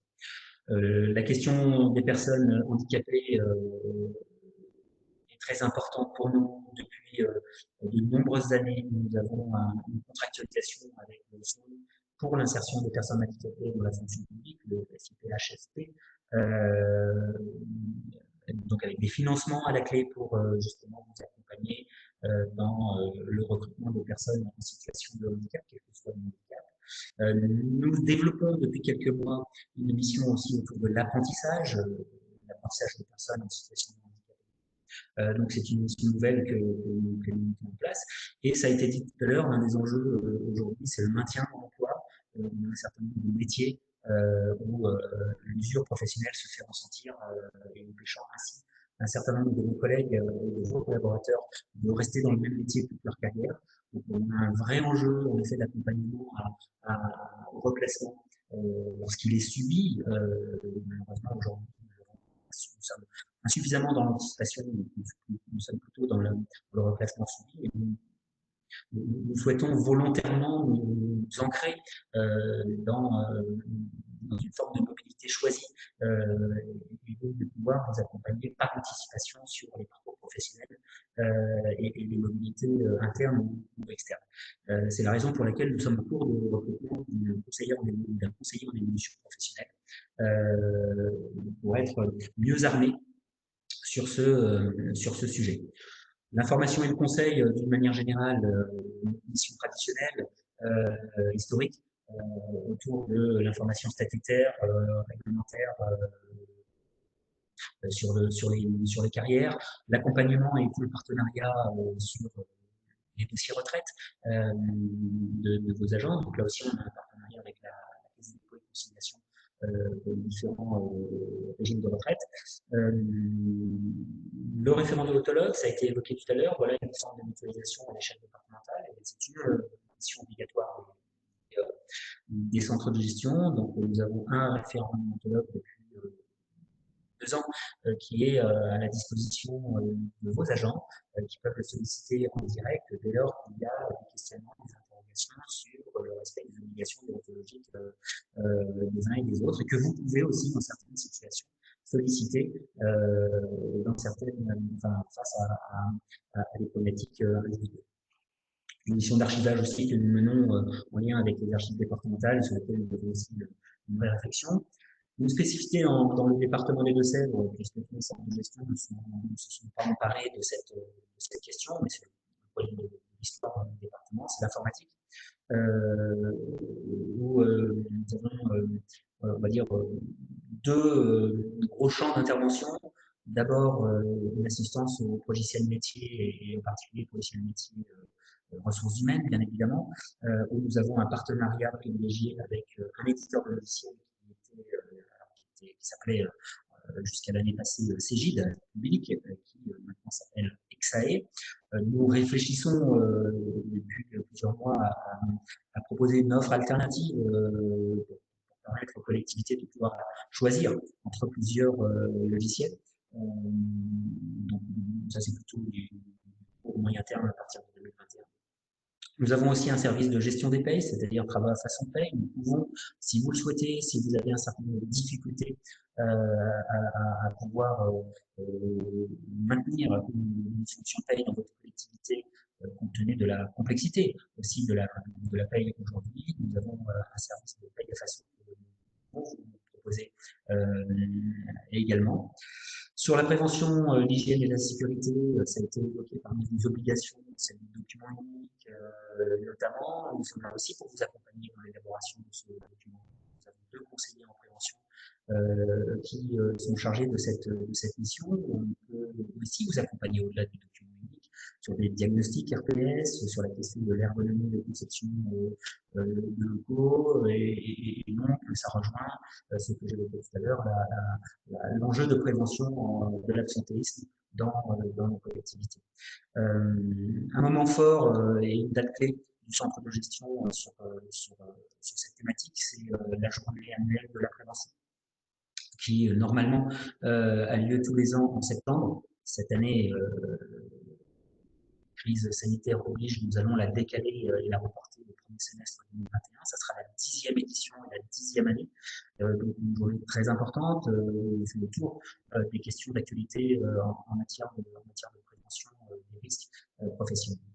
Le service de médecine préventive, nous assurons la médecine du travail pour l'ensemble des fonctionnaires territoriaux de vos collectivités, donc la surveillance médicale individuelle, mais au-delà de ça, la question du maintien dans l'emploi des agents en risque d'inaptitude, des actions de travail et des études de poste notamment.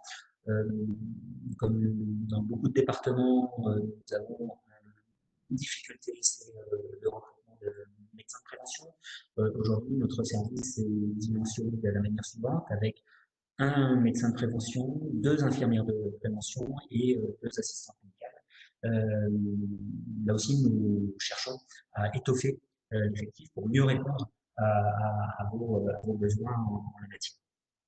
Pour faire le lien avec ce qui a été dit par l'Association des maires de France, la gestion des instances consultatives également, CAP, CCP, comité technique, CHSCT, comité technique CHSCT, pour les collectivités de moins de 50 agents, avec une mutualisation à l'échelle territoriale de ces instances paritaires, mais également le secrétariat des instances médicales, donc la commission de réforme et les comités médicales, mission qui a été confiée depuis quelques années simplement au centre de gestion, puisqu'elle était précédemment exercée par les services de l'État. Et puis, un certain nombre de prestations mutualisées. Et au-delà de ça, c'est l'idée de pouvoir aussi rester à votre écoute, de pouvoir intervenir à la carte en fonction de vos besoins et de vos demandes, de pouvoir sortir un petit peu de ce champ de missions obligatoires. N'hésitons pas à aller au-delà de notre cadre réglementaire d'intervention, lorsque évidemment la loi nous le permet, pour véritablement répondre à vos questionnements et vos difficultés. En tout état de cause, sachez que nous sommes l'interlocuteur, nous souhaitons être un interlocuteur privilégié à vos côtés, et que si nous ne sommes pas demain l'intervenant approprié, pouvoir bien vous orienter et continuer à vous accompagner dans ce rôle un peu de tiers de confiance ou d'interface avec d'autres prestataires que vous serez susceptibles de solliciter. Parmi les missions sur lesquelles aussi nous avons quelques expérimentations, et pour montrer combien on passe largement le cadre de la gestion sanitaire des carrières, nous avons mené des expérimentations en matière de coaching individuel ou collectif, et nous avons deux missions aussi expérimentales de conseil en organisation sur une collectivité et enfin, sur deux collectivités, un EHPAD, d'une manière générale, et une communauté de communes sur une réflexion sectorielle d'un service de vie. Voilà. Tout ça pour vous assurer que nous souhaitons aller bien au-delà du cadre réglementaire qui nous est imposé par la loi.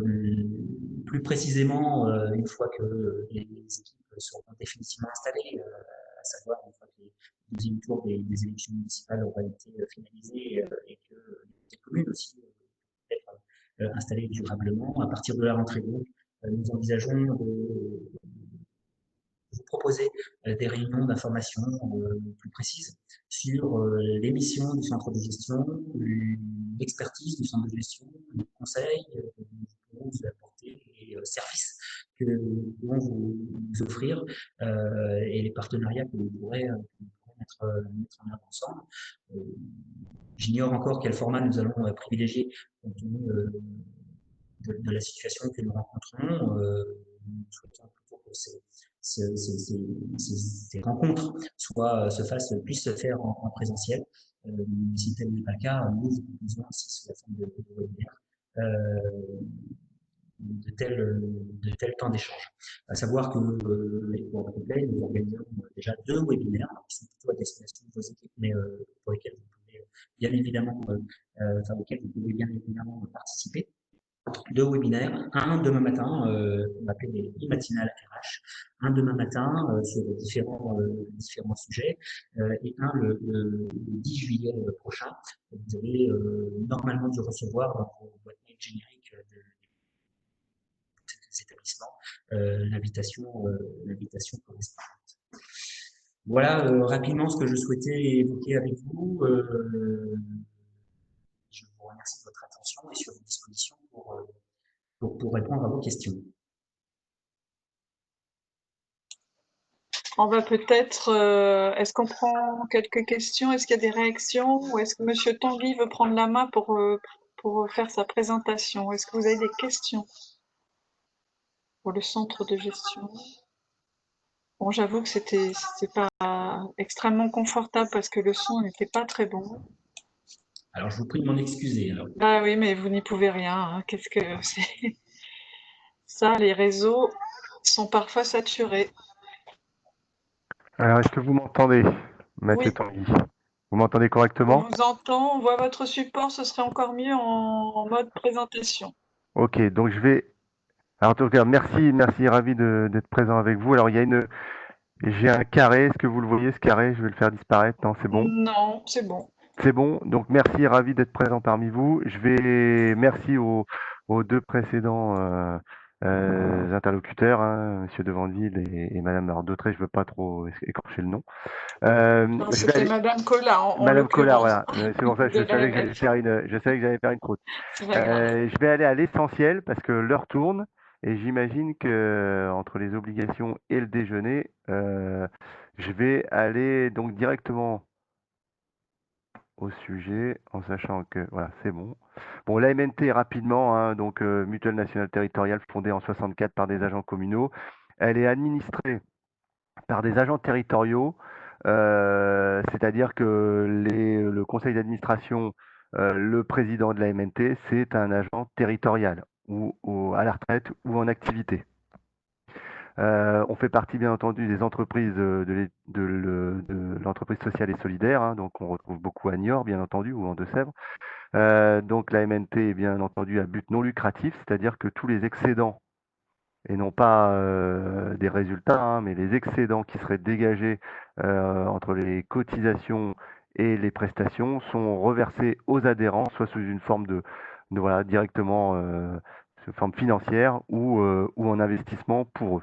On appartient aujourd'hui au groupe Vive. Donc le groupe Vive, hein, c'est la réunion et non pas la fusion, mais la réunion de la mutuelle de la MGEN, hein, de l'éducation nationale, d'Harmonie Mutuelle pour tout ce qui est entreprise particulier, MNT pour tout ce qui est territoriaux, donc la territoriale, et puis après différentes autres mutuelles. Et la dernière qui arrive dans le groupe Vive, que vous connaissez tous, hein, c'est la SMAC l'assurance qui est aussi à Niort.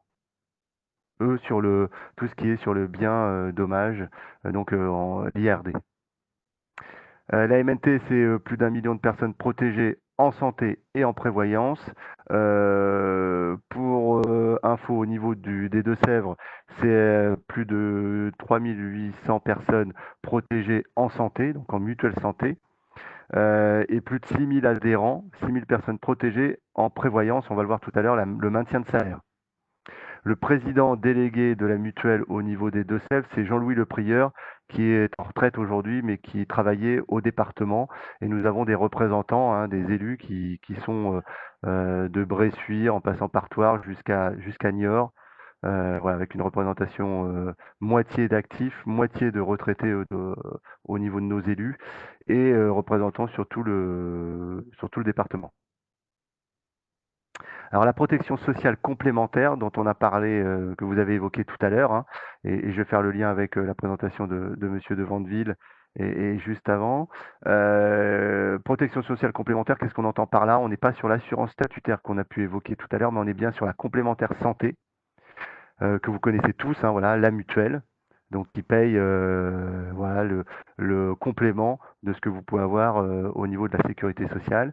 Et puis la complémentaire prévoyance qui est, elle, la prise en charge, ce qu'on appelle le maintien de salaire, parce que vous verrez, on pense que l'agent territorial est toujours à une sécurité au niveau de son statut, et pas du tout, puisque au-delà de quelques mois, il peut avoir des pertes de revenus qui sont extrêmement importantes, et ce qu'on appelle la prévoyance pour se prémunir contre ça, et le contrat effectivement qui a été souscrit, négocié par le centre de gestion, auquel voilà, nous aujourd'hui on est partenaire, et qui permet d'avoir un très bon niveau de couverture avec des tarifs très intéressants.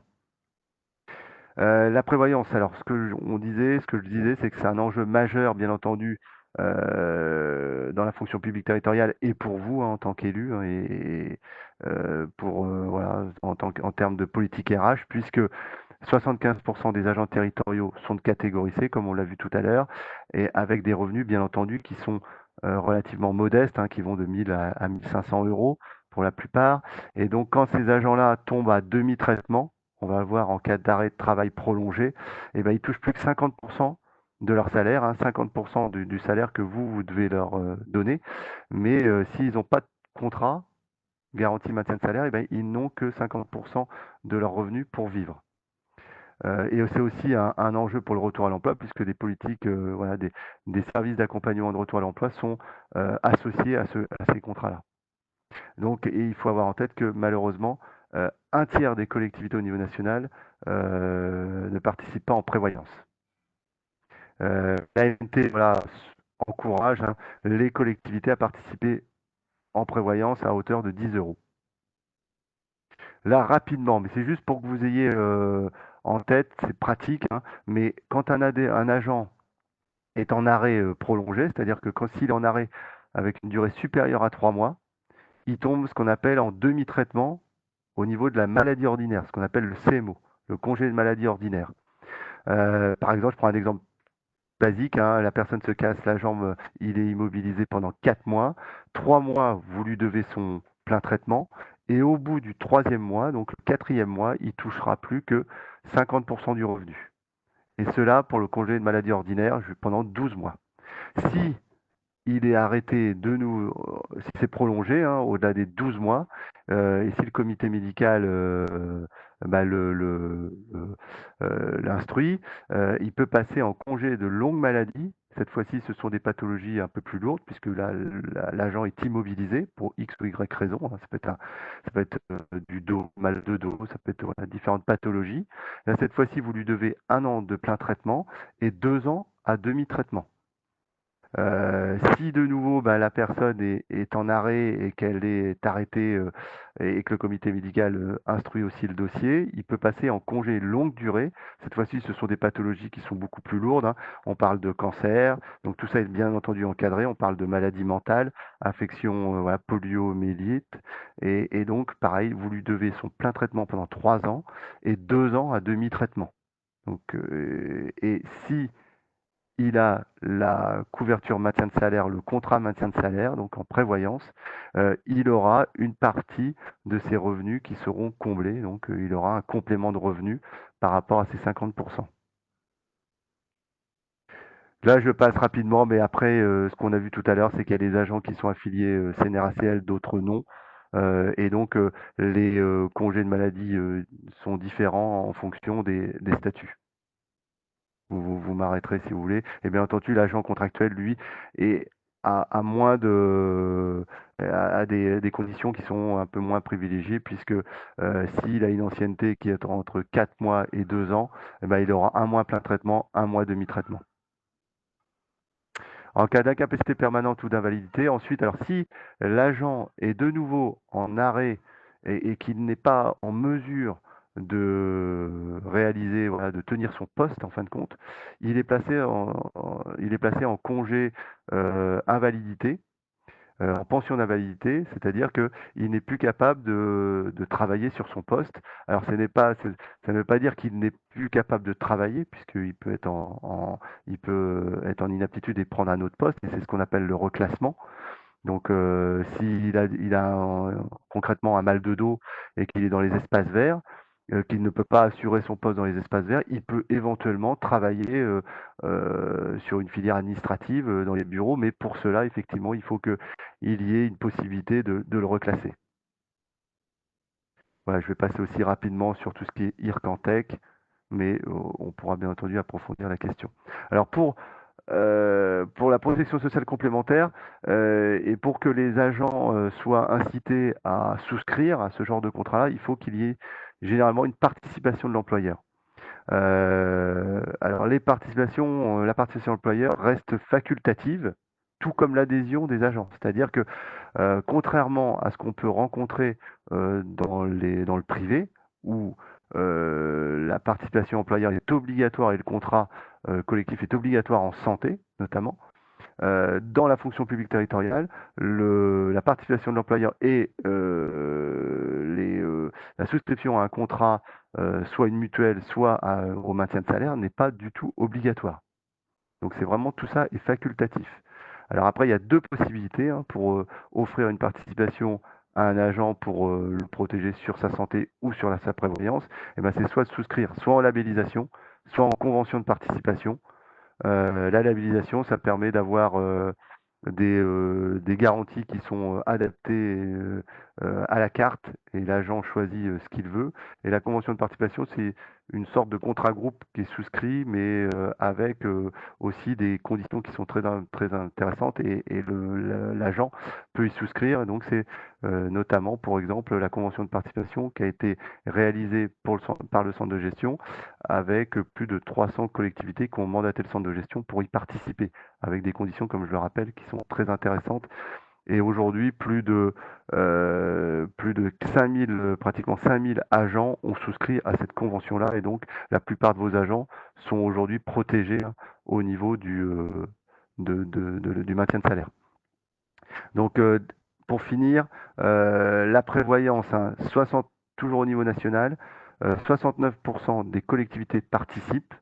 Donc c'est ce qu'on disait, hein, seul un tiers voilà, ne participe pas. Le montant moyen qui est versé aux agents par mois, c'est 11,40 €, donc majoritairement en convention de participation. En mutuelle santé, c'est 56% des collectivités qui participent. Alors on va voir en Deux-Sèvres, il y a très peu de collectivités qui participent en santé. Et le montant moyen qui est octroyé à l'agent par mois, c'est 17,10 € pour payer sa mutuelle santé. Et la plupart des contrats en santé, ce sont sous la forme de la participation de l'employeur et plutôt sous la forme de labellisation.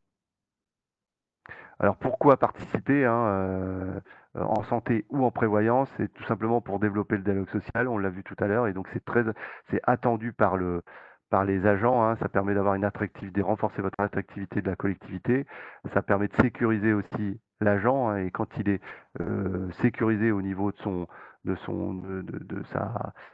caractère personnel et professionnel, bah, il travaille, voilà, il est mieux au travail, hein. C'est ce qu'on appelle le bien-être au travail. Faire progresser les problématiques de santé de façon générale et partagée. Ça, c'est tout ce qui est prévention. Bien entendu, dans les garanties santé et prévoyance, on retrouve toute une batterie de services liés à la prévention. Après, c'est agir sur l'absentéisme, puisque ce que je disais, c'est qu'effectivement, un agent qui a un contrat se sent plus en sécurité et donc sera moins enclin à avoir, à être en arrêt. Alors, le cadre légal, la majorité des collectivités en Deux-Sèvres versent une participation. Donc, c'est un peu différent de ce qu'on retrouve au national. La participation constitue une aide à la personne. Elle est soumise à un impôt sur le revenu, CSG, RDS et cotisation de sécurité sociale. Elle doit être fixée sous une forme d'un montant unitaire en euros, c'est-à-dire que vous choisissez soit de verser 10, 15, 20, 30 euros, et elle est faite par un arrêté, par délibération. Elle peut être modulée pour des raisons sociales, c'est-à-dire que si vous souhaitez privilégier des salaires modestes, vous pouvez verser 15 € pour des salaires qui vont jusqu'à 1500 € et au-delà de 1500 €, verser 5 €. Voilà, vous pouvez moduler la participation de l'employeur. Et pour finir, un focus sur les Deux-Sèvres. Donc vous avez sur les 363 collectivités deux-sévriennes, vous avez 302 collectivités qui participent en prévoyance, donc c'est en vert, et vous avez que 17 collectivités qui participent en santé. Ensuite, voilà, suivant le nombre d'agents dans des collectivités, moins de 10 agents, vous voyez, pratiquement toutes les collectivités participent sur la prévoyance, très peu en santé. Les collectivités de 10 à 50 agents, 49 agents, toutes participent en prévoyance, très peu en santé. Pareil pour les collectivités de 50 à 100, de 100 à 150, et plus de 150, vous avez la totalité des collectivités qui participent en prévoyance. Donc ça, c'est grâce aussi au centre de gestion qui a négocié un contrat et qui a permis dont la plupart des collectivités des Deux-Sèvres ont mandaté le centre de gestion pour participer. Vous voyez, sur les 13 000 agents, grosso modo, des Deux-Sèvres, vous avez plus de 93% des agents qui ont une couverture maintien de salaire. Alors que vous avez que 36% des agents qui ont une participation de l'employeur sur la santé. Mais par contre, pourquoi on retrouve peu de participation en santé? C'est que les agents, 95% des agents ont une mutuelle santé. Alors que, alors bon, en Deux-Sèvres c'est différent, mais au niveau national, vous avez que la moitié des agents qui ont une couverture prévoyance. Toujours en Deux-Sèvres, voilà, 16 collectivités participent en santé et prévoyance, donc avec des montants de 19,80 € en moyenne sur la santé et 9,40 € sur la prévoyance.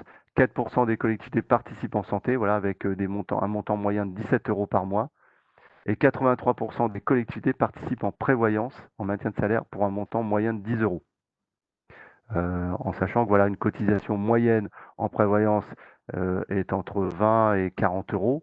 Donc vous voyez, hein, ça permet d'avoir une cotisation nette qui sera de 10, 20, 30 € pour un agent. Et en santé, on est sur des cotisations qui varient pour des jeunes entre 30 € et plus de 150 € pour des familles. Donc là, on va avoir voilà, des participations qui vont combler de manière très modeste la cotisation. Mais participer en santé, ça permet voilà, aux jeunes notamment de les inciter à souscrire une mutuelle santé parce que là on retrouve malheureusement les personnes qui ont le moins de mutuelle santé, c'est parmi les jeunes fonctionnaires et qui n'ont pas forcément le réflexe de souscrire à une mutuelle. Voilà. Pour finir, moi j'en ai fini. On est l'agence, hein, on est à Niort, on est 17 rue Saint-Symphorien. On est bien entendu à votre disposition pour vous rencontrer dans les activités, puisqu'on assure des permanences, on assure des rendez-vous. Alors là, bien entendu, avec la crise sanitaire, il faut qu'on regarde actuellement les protocoles hein, qu'on a vis-à-vis. Alors je sais plus, est-ce que vous m'entendez? Oui, oui, on vous entend. Ah On oui, vous parce que entend. là j'ai un blanc. Voilà, moi j'en ai terminé, mais voilà, mais en tout cas on est à votre disposition, madame, messieurs les élus, hein, pour vous rencontrer avec tous les gestes barrières voilà, qui vont avec. Mais on est retourné sur le terrain, en tout cas on retourne. Nous avons une responsable de développement qui s'appelle Sonia Ménard, hein, qui est en charge voilà, de l'animation au niveau des Deux-Sèvres avec moi. Et on retourne sur le terrain voilà, avec les gestes barrières, les équipements de protection. Et en fonction de vous, de ce que vous avez mis comme règlement au niveau sanitaire dans la collectivité. L'agence est encore fermée et on la rouvre la semaine prochaine, à partir de jeudi, sur rendez-vous. Est-ce que c'était clair ou je ne vois plus qu'un carré blanc, moi. Alors, il faut peut-être que vous Non, arrêtiez très bien. votre partage, peut-être. Attendez. Ouais, c'est ça. Hop, je vais- là, hop, j'arrête le partage, effectivement. Voilà. Voilà, j'ai été rapide, mais voilà, c'était le message que je voulais vous adresser. Merci, merci, merci. Il est temps d'aller déjeuner. Tout à fait. Julien, Merci à vous tous, à ceux qui restent encore avec nous. Puis merci à Stéphanie, Mathieu et Cyril pour ces interventions. L'ensemble des documents hein, vous seront envoyés comme d'habitude en PDF à la suite de ces ateliers si vous voulez compulser et regarder telle ou telle partie et les différentes entités présentes à ce jour hein, se tiendront à votre disposition si vous vouliez des précisions et nous y compris. Voilà. Merci à tous, à toutes et à tous. au revoir, à la semaine prochaine. À la semaine prochaine. Bonne journée. Au revoir.